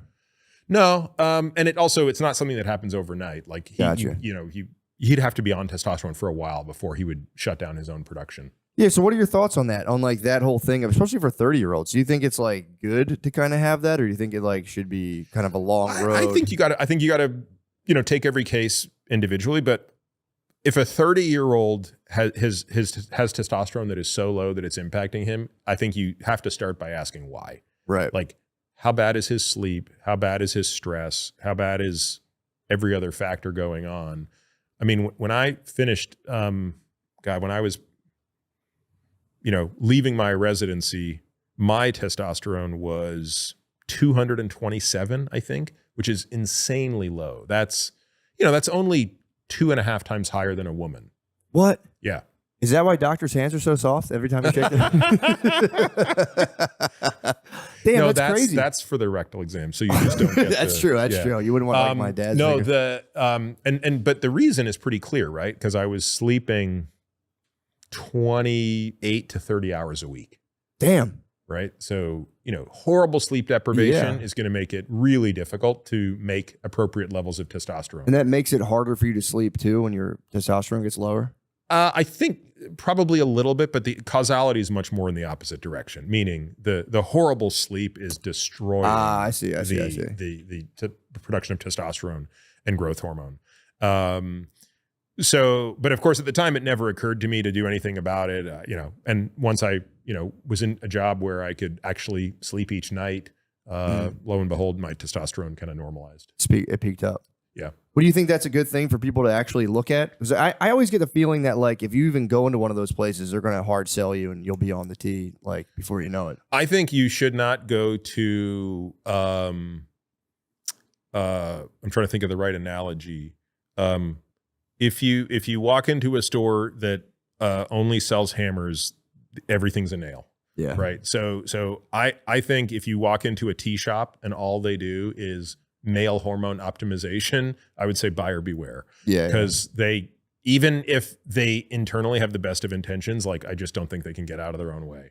Yeah. I also think you should be very wary of going to a place for any sort of therapy where they're selling you the therapy. True. Like if my whole shtick is I'm here to, give you the best hormones or supplements or whatever, and oh, by the way, on your way out, we'll sell them to you. It's just such a conflict of interest. Yeah. So, So what do you think about the internet companies that are like I did one. I don't know if it's nice to like name it or not, but like the ones that like you mail like stool sample, blood, saliva, and they're like, here's precision supplements for you and you alone. How do you think they're like? How much of that is kind of generic, and do you think some of those companies are really dialed in, or like? I don't doubt that there are ways to kind of sort of optimize supplements around biomarkers. I'm not sure that it's as precise as people want to believe. Yeah. I certainly don't think that. I actually think you can do a lot of supplement optimization off really basic blood work. Like I don't think, certainly, a stool sample is not necessary because most probiotics can't even provide the bacteria you need to impact it. I mean, your diet has a far greater role. Your fiber content has a far greater role on your gut biome and things that you'd be measuring in stool. And obviously saliva, blood, urine can measure things that are relevant and interesting. There aren't that many things that I think are worth taking. Like I think, if you're low in vitamin D and you're not getting enough sunlight, that makes sense. But that's a pretty simple blood test. If your homocysteine is elevated, you probably should take some methylated B vitamins. And if you drop it by more than 5 or 6 points, you're probably doing a lot. If your omega levels are low, fish oil probably helps if you're not willing to eat 3 servings of fish a week. Right. But the true basics of this are really simple. And then there's other supplements that probably make sense for most people, and you don't even need to test for them. Like anybody who's active could probably justify taking creatine. Yeah. And there's no blood test that's going to tell you whether or not you need it. We just know that, to fill and saturate total body storage, you're going to need 3 to 5 grams per day. So, Really? That was surprising. That was like something I heard like in college, like, years ago when I'd lift weights. It was like creatine was almost like viewed as like a serious kind of like bodybuilder supplement. Now everything I read is like, no, everyone needs a ton of creatine. Yeah. I mean, it's just, if you're playing the game of optimizing, you're going to get a benefit, probably about a 10% boost in performance for intensity and like super short intensity, i.e. the creatine phosphate energy system. So kind of like high bursts of, 10-second work, and then anaerobic stuff. It's not going to improve much aerobically, but and you'll also get a little hypertrophy benefit because the muscles will get bigger when they bring more water in. That makes sense. Yeah, if like my kids are like 7 feet away and they're not listening, I could just fucking run at them. Easy. Easy. Just hulk them down. Yeah, that's my thing with fitness. A lot of people, and I'm sure I don't know if you've heard this. You're kind of I'm sure your like listenership is very health oriented, but a lot of people get very like, I don't know, like very kind of scoffed. They kind of scoff a lot of this stuff where they're like, who gives a shit? And it's like, and I feel bad because like I do get it. If you're like in a job you hate and you're just totally crushed down by like your life circumstance, having somebody be like, dude, eat a banana and do jumping jacks, you're gonna be like, dude, fuck you. I don't want to think about this. But it also will make your life better. Like I always like, whenever I lose sight of that, whenever I get too into my own like just stuff where I'm like, this isn't going well, I don't have time. If I just take like an hour, even a half an hour, and just like run as fast as I can, it's like I feel like amazing. Yeah. And I always say that's like a nice dimension you can add to your life where it's like everyone's like, like I want to get better in my job, blah, blah, blah. It's like just adding that, like time yourself running 100 meters and then try to get a better time next week. It gives you something you're kind of making progress in. And it also, you feel great as a result. Yeah. I think this is where kind of social media really distorts reality. And the example you give is a great one, right? So if your health sucks and you're trying to figure out where you're going to find an extra 2 hours a week to do some form of self-care, the last thing you need is some idiot influencer telling you to spend more time in the sauna and cold plunging. Like, I can promise you that is not the first, second, third, fourth, or fifth best use of your time if you only have 2 hours a week. How would you break it down then? If you've only got, I would start with let's do the absolute basics of blocking and tackling. So first thing I want to know is, are you getting at least 7 hours of sleep a night? Because if you're not getting at least 7 hours of sleep a night, it's going to be very difficult for you to do anything at your best. So I don't want to interrupt you. My question with that is, say you are tracking your sleep and you only get like 43 hours of deep sleep every night, even though you go to bed at like a proper time. Does that matter as much of like REM versus deep sleep or like? I assume you mean 43 minutes, but 43 minutes. Yeah. I wish it's fucking 43 hours. I only get 43 hours of deep sleep a year. I'm doing the math quickly. Oh god. I don't know. If a person says, I feel really well, and there are these, I link to them in the book. There are a whole bunch of surveys you can get for free that just have you do like, these are validated surveys that kind of go through daytime drowsiness and stuff like that. If you're in bed 7 to 7.5 hours a night, ideally 8, and your little sleep tracker says you're sleeping 7, but you're not happy with your stages, I wouldn't put a lot of stock into that unless you feel that there is a problem. Got you. But if you're like, no, I feel fine, and I fill out all the 2 surveys and they said I'm doing fine, ignore the data. That makes sense. Yeah, and stop wearing the tracker. I know. I gotta just stop. done with the tracker.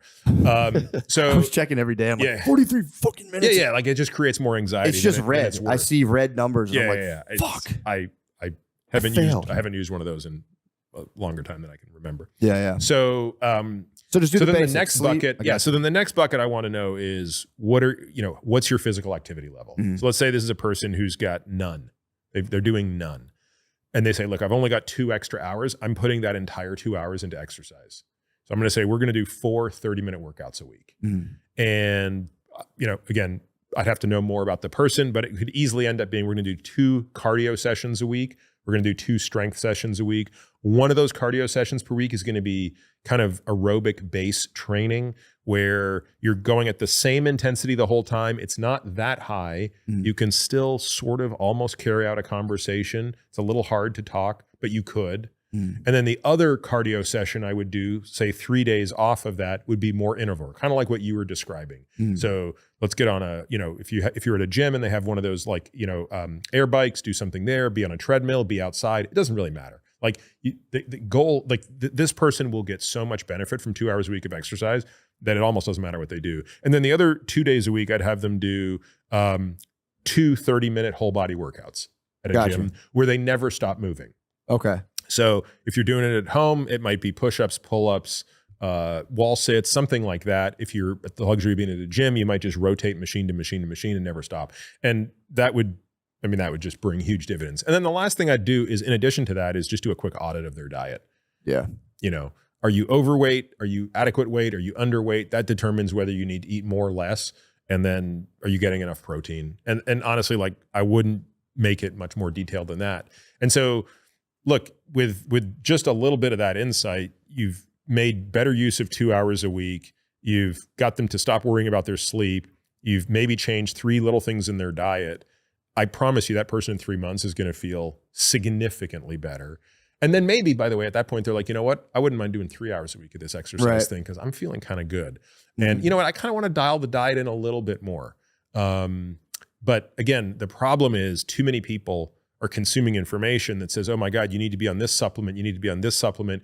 You need to be doing 30 minutes of this type of sauna and 20 minutes of this type of cold plunge. And people are like, shut up. Yeah. I don't I can't do that. Yeah. I mean, and to be clear, I love sauna and I love cold plunge, but it is like the 20th thing on my list of 21 things that is a part of my routine. Yeah, that makes sense, man. That's actually cool to hear because it is like the solution is pretty basic and simple, and that's the thing that gets me bummed out when because I do think we live, and I could just be wrong, but I feel like we live in a pretty nihilistic kind of age, and it's like it does suck when that spreads. It's like a physical nihilism. Like, what the fuck's the point of even? It's like, dude, you'll feel so much better if I don't work out. I get depressed. It's like A to B easily. If I don't do it for like 2 weeks, I'm just like depressed and sad, and it's like if you don't do it, it's just you feel terrible, and I always like to try to, like just get up and move your fucking body, man. There's so much, it's so much better than we were meant to move. We were. And meant to be outside. That might be the other thing I would add is figure out a way to do something outdoors, like whether it's a quick walk or incorporate some of that exercise outdoors. You know what I started doing? Skateboarding. At my ripe old age of 38, I started. Took it out. I just took it back. I've been doing it when I was little, I just started it, and it's weird. That's a real eye opener when you take an activity you did in childhood effortlessly. And like, let me try this again at 38. Dude, I swear I burnt 900 something calories. I skateboarded for an hour and 20 minutes. And I was dying. That's awesome. Cardio wise, I was just doing like a little pump track where you kind of just like ride up on a wall. Dude, I thought I was going to die. I used to do this all day when I was younger. Now I'm like, it's like a real eye opener to be like, all right, where am I at? Because I do feel like, especially, I guess men and maybe women do it too, but men specifically over index. Like, I'm good. And it's like, try something that you did when you were younger, and you're like, holy shit, I'm gonna. My heart rate was at like 170 the whole time, just skateboarding. And I was barely pushing. I just had to like balance myself on this track. It was amazing though. I agree with you. It's like find something, to do and just kind of, I don't know. I feel like I do feel like we get too tunnel visioned into like the career stuff, and it's like you need to do that to survive. But it's like the sacrifice of hours of time for like the quote unquote rest time into like physical activity just pay dividends and all the other things you're trying to do anyway. But Yeah. I always sound like a broken record, but I'm like, dude, it's so important, man. It really is. So yeah, skateboarding's awesome. We should go one time. Do you skate? Nope, I do not at all. Have you ever? Nope. And it's funny. I mean, growing up, I was certainly of that age when a lot of kids were skateboarding. I don't know why, it just never appealed to me. Yeah. I was sort of busy in my own little world. My daughter did for a little bit. She's 16 now, but she did probably like when she was 12, 10, 11, 12, she was pretty into it. The coolest thing I've picked up recently, though it's not a physical activity, but I'm freaking obsessed with it, is chess. Really? Holy cow. How are you pretty good? No, I'm horrible. I mean, Yeah, I'm I'm pretty just bad. I learning, tried. but I love it. Like Yeah. I can't stop playing. I Yeah. just can't stop. Who are you playing against? I'm just playing my boys. Really? Literally, just the three of us. Phone just go back chess and forth. or no, physical like on chess? the board, That's good. Yeah. writing down every move, studying our moves after. Really? Like nerding out, watching YouTube videos. I'm obsessed with this guy, Magnus Carlsen, who's the best chess I've player heard in of the him, world. actually, yeah. Dude, I can't stop watching chess porn. Really? Can't stop. That's awesome. Can't stop. That's awesome. You know how YouTube figures out what you're about? Like Yes. my videographer for our podcast, Mhm. he pulls me aside like 3 weeks ago, goes, "Are you getting into chess?" And I'm like, "How do you know?" He goes, "Because like I'm managing our YouTube channel and Mhm. like it only populates it's just like pushing chess stuff all day." That's And I was awesome. Like, yeah, dude, I can't stop. It is good for your I brain, stay up though. at night like watching chess videos. Do It's you awful. really? Oh, it's awful. I'm like, it's 9:30. I should go to bed. What's your opening move? What do you go with? Oh, I'm typically like E4. You know, but I like to castle really early. So I'm going to try to castle within about within 4 or 5 moves if I'm doing a kingside castle. Really? Yeah. I like the first move, the horse, just over your pawns and be like, what's up? Yeah. It's called, there's a name for it. I forget what There it's called. is, It's like yeah, the English or something, but Horse. the horse. I just fucking bang. Here's my motherfucking horse. Yeah. No, the knight's cool because again, he can hop over people. You It's move in that awesome. fucked up L-shaped pattern. But yeah, I love chess too. That is fun. I just say, I don't have anyone to play it with. That's the thing. It's like, it's how long does a chess game take?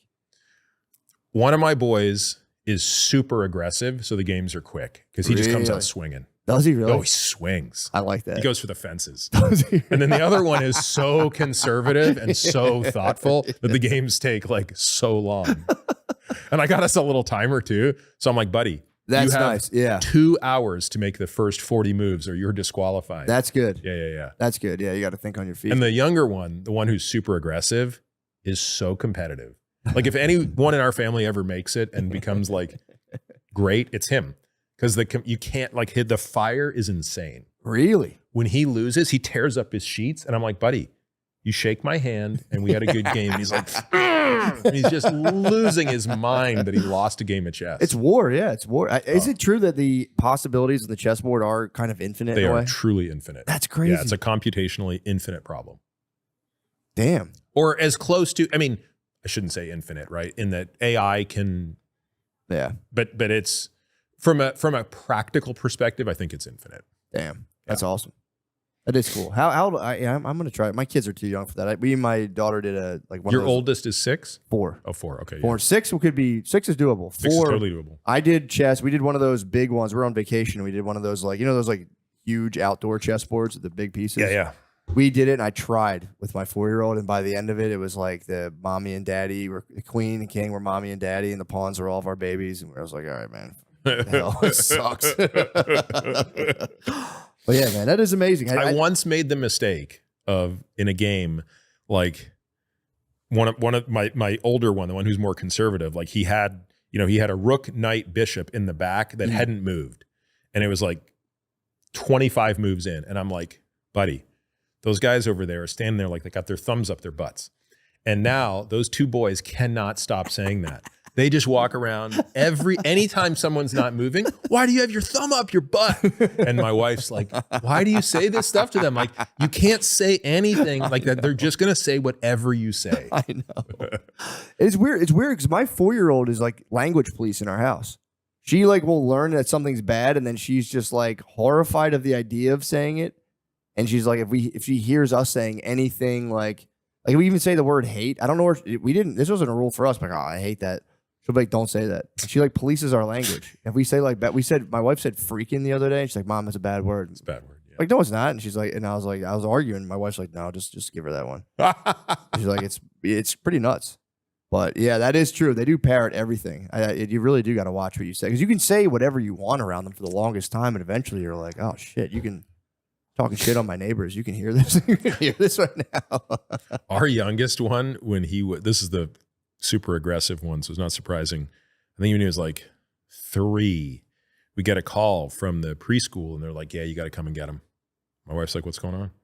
They're like, he said the F word. Whoa. My wife's like, oh, I'll be right there, but they made you get him for that? Yeah, I'm like, this is a misunderstanding.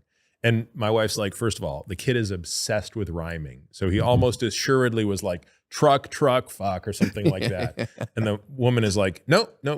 He's actually the first kid we've ever heard use it properly. Oh, no. They're like, what was the situation? And they're like, well, he was in circle time, and we were telling all the kids they had to be quiet, and he wasn't being quiet. And we're like, hey, if you're not quiet, you're going to have to get up and leave. And he wouldn't be quiet. So we got up and made him leave, and he stood up apparently and just goes, fuck it. And then walked and got out of the corner. Like, that's a coincidence. Yeah. I'm like, I think he learned that from his mom. Yeah, my daughter nailed she dropped something one time when she was really little, and she was like, shit. And I was like, damn it. That was right on That's the money. on me. Yeah. I was like, that was right on the money. Yeah. So they made you, what are you, like, it was like a 1-day suspension? Yeah, it was like he's on probation now. I mean, it was like, we ended up finding another preschool for him that he did great in. Oh, that's cool. Yeah, that's insane to like be like, you got to come get this kid. Yeah.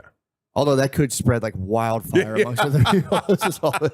Yeah, I guess I can see it from your point as well. No, that's lame. That's crazy to be like, he must leave right now. But I think they got to let that kind of stuff go. That is tricky though, man, because especially at that age, it's like kids hit other kids, and like, you know, some people are like, this is like, you can't. It's like, but I don't know. I treat it like the dog park. It's like, they'll figure it out, man. If it's really bad, there's got to be enough discomfort in the situation for the kids to evolve. Yeah, exactly what I'm saying. Yeah, because it's like, dude, you got to they're going to do that, man. It's like, you know, me and my cousin got separated, and we were in kindergarten together. And then we went to the same school the next year, and they were like, AM class, BM class. They can't be with each other at all. But I thought it turned out all right. So before you get out of here, we're coming up on, where are we at right now, Josh? I don't want to keep you too long. Huh? 45. Perfect. The one thing that I feel like was in the book a lot, you talked about how, and again, always correct me if I'm wrong, because I have stuff in my head. Stress was something was really on the back burner that you kind of put to kind of like the forefront of your thinking from like the day-to-day and a health perspective. Where do you kind of stand on that? And like, do you have any thoughts on that at all?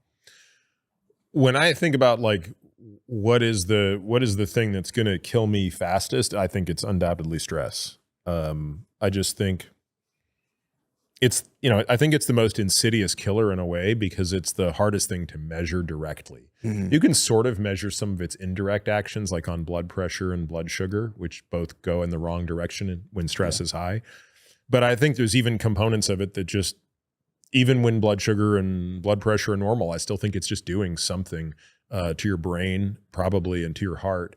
And again, I don't think anybody would feel good living in a zero stress environment. Mm-hmm. So it's mostly just about kind of managing how one responds to it. And I think it goes beyond just stress. I think it's sort of like just overall like satisfaction in life and contentment and, you know, enjoying your relationships with people. You know, I interviewed this guy on my podcast, Bill Perkins, who wrote this incredible book. It's one of my favorite books. It's called Die with Zero.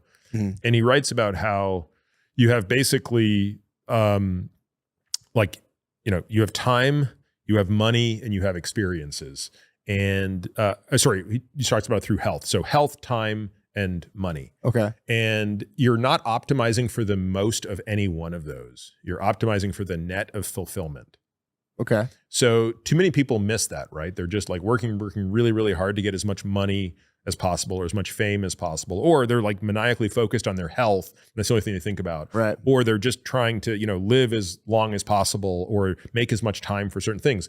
But it's kind of like how you put all those things together to optimize around fulfillment. So in this book, he writes about this idea of like people aren't doing the equation correctly. They're deferring too many experiences when they're young to do when they're old, but then they don't realize when they're old, their health is actually not, they're not actually able to do it when they have all the money in the world. Yeah. They can't go and take the incredible vacation, or if they can, their kids aren't with them or their kids aren't young. So I think it's just kind of reframed a lot in my mind and made me realize that, when our kids are young and we are incredibly healthy, that should be the time that we invest more in fulfillment and experiences as a family.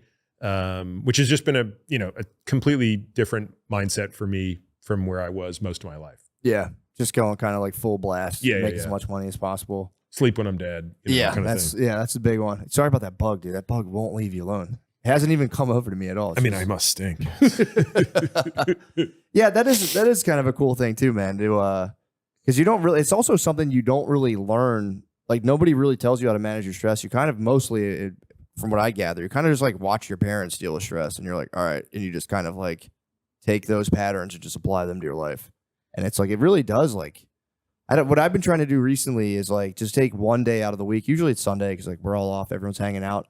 And I just try to focus on like being as calm and at ease. That's like top priority of my day. Usually it's like, I got to get this done. I got to this done. And like on one day a week, I'll be like, I'm only focused today. My number one goal is to try to like stay in a state of like ease and kind of contentment. And if I get out of it, I like before I'm like, well, I just try to zero in on that. And that's been kind of like, for me, that's been like a bit of a revelation to be like, oh, I can move through like multiple days without completely spinning myself the fuck out.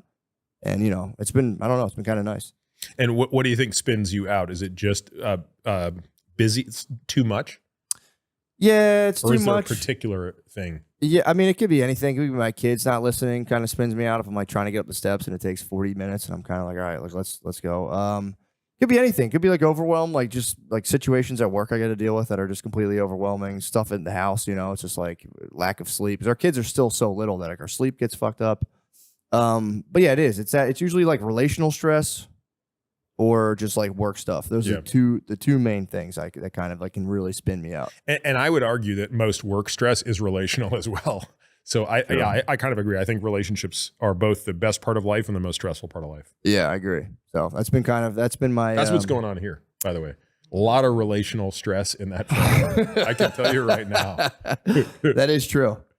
But yeah, that's kind of the thing, man. It's like, well, this is my whole point is like, you do have some say in how much a thing can everything can floor you. Things come out of nowhere and you're like, you get caught in it, but just learning how to be like, all right, something got me. It's like laser tag. Like my thing's beeping. I can kind of walk myself through this without like going on like a Godzilla path. You know what I mean? Yeah. And it's like, I don't know. That's been pretty helpful for me before I get caught. That's my ultimate fate. She's like, babe, I'm having a naked picnic with a prostitute. She's right there and they're coming out of the water, just hawking me. It's not what it looks like. But yeah, that is the number one, man. It's like, dude, it's like managing stress, keeping yourself physically fit because you can't like. Otherwise, like, what the fuck are we doing, man? It's like, it's like unless I mean, some people are just surviving, which is kind of that sucks. But I don't know. I feel like you can even. I feel like people. There's other countries where people are just surviving, but they still do cool stuff. Yeah. They like big ornate jugs of water and they carry it around. They like dance and stuff. I don't know. It's kind of sick. I'm just trying to make people happy. I don't know how to do it. Well, dude, I mean, is there anything else that's kicking in your mind? I don't think so. Well, I think you did it. Thank you for coming and doing this. I apologize for the strange format, but how do you feel about standing in podcasting? I think it's hilarious. I think it is. This is the first standing podcast I've ever done. Bro, it's not bad. How do you feel about it, honestly? You can hurt my feelings. If you honestly, don't like it. I think I have better posture than I normally do. That's what I'm saying. When you're sitting on a podcast, you're kind of like slouching forward. Yeah. Standing keeps you on your feet. It keeps the mind sharper. Like, I feel like we're doing a political debate the way they're angled at each other, too. You know what I mean? Like, I feel like I need a moderator to ask me a question. That's the only thing that it would have been a little better if it was moderated. If this discussion was moderated. That's a good and more heated. That's true. Yeah. That is true. I want to work on being less I wouldn't chill. mind a teleprompter next time, if you wouldn't mind. Teleprompter is nice. So I want a teleprompter there, moderator there, Right. A little more. For sure. Yeah. I mean, we could bring some heat. Yeah. We could bring some Yeah. heat to this. Yeah. If you want the heat, I have some burning hot questions. I didn't ask them. They're about a lawsuit. So I was like, I don't. Why can't everyone? You can't talk about lawsuits. No one can ever talk about them. I know the lawyers say no. Yeah. Why? Yeah. What's the point? Bring awareness. Bring awareness. Yeah, I did. I was researching just, when you have someone on Yeah, the scene, yeah. I saw you're embroiled in a lawsuit, and I said, hell yeah, dude. That's what's up. So, but we won't. I mean, the lawyers won't like that. That is bullshit. You can't talk. I mean, dude, don't do it. But that is like, why? What the fuck's the problem? I don't know. Whatever.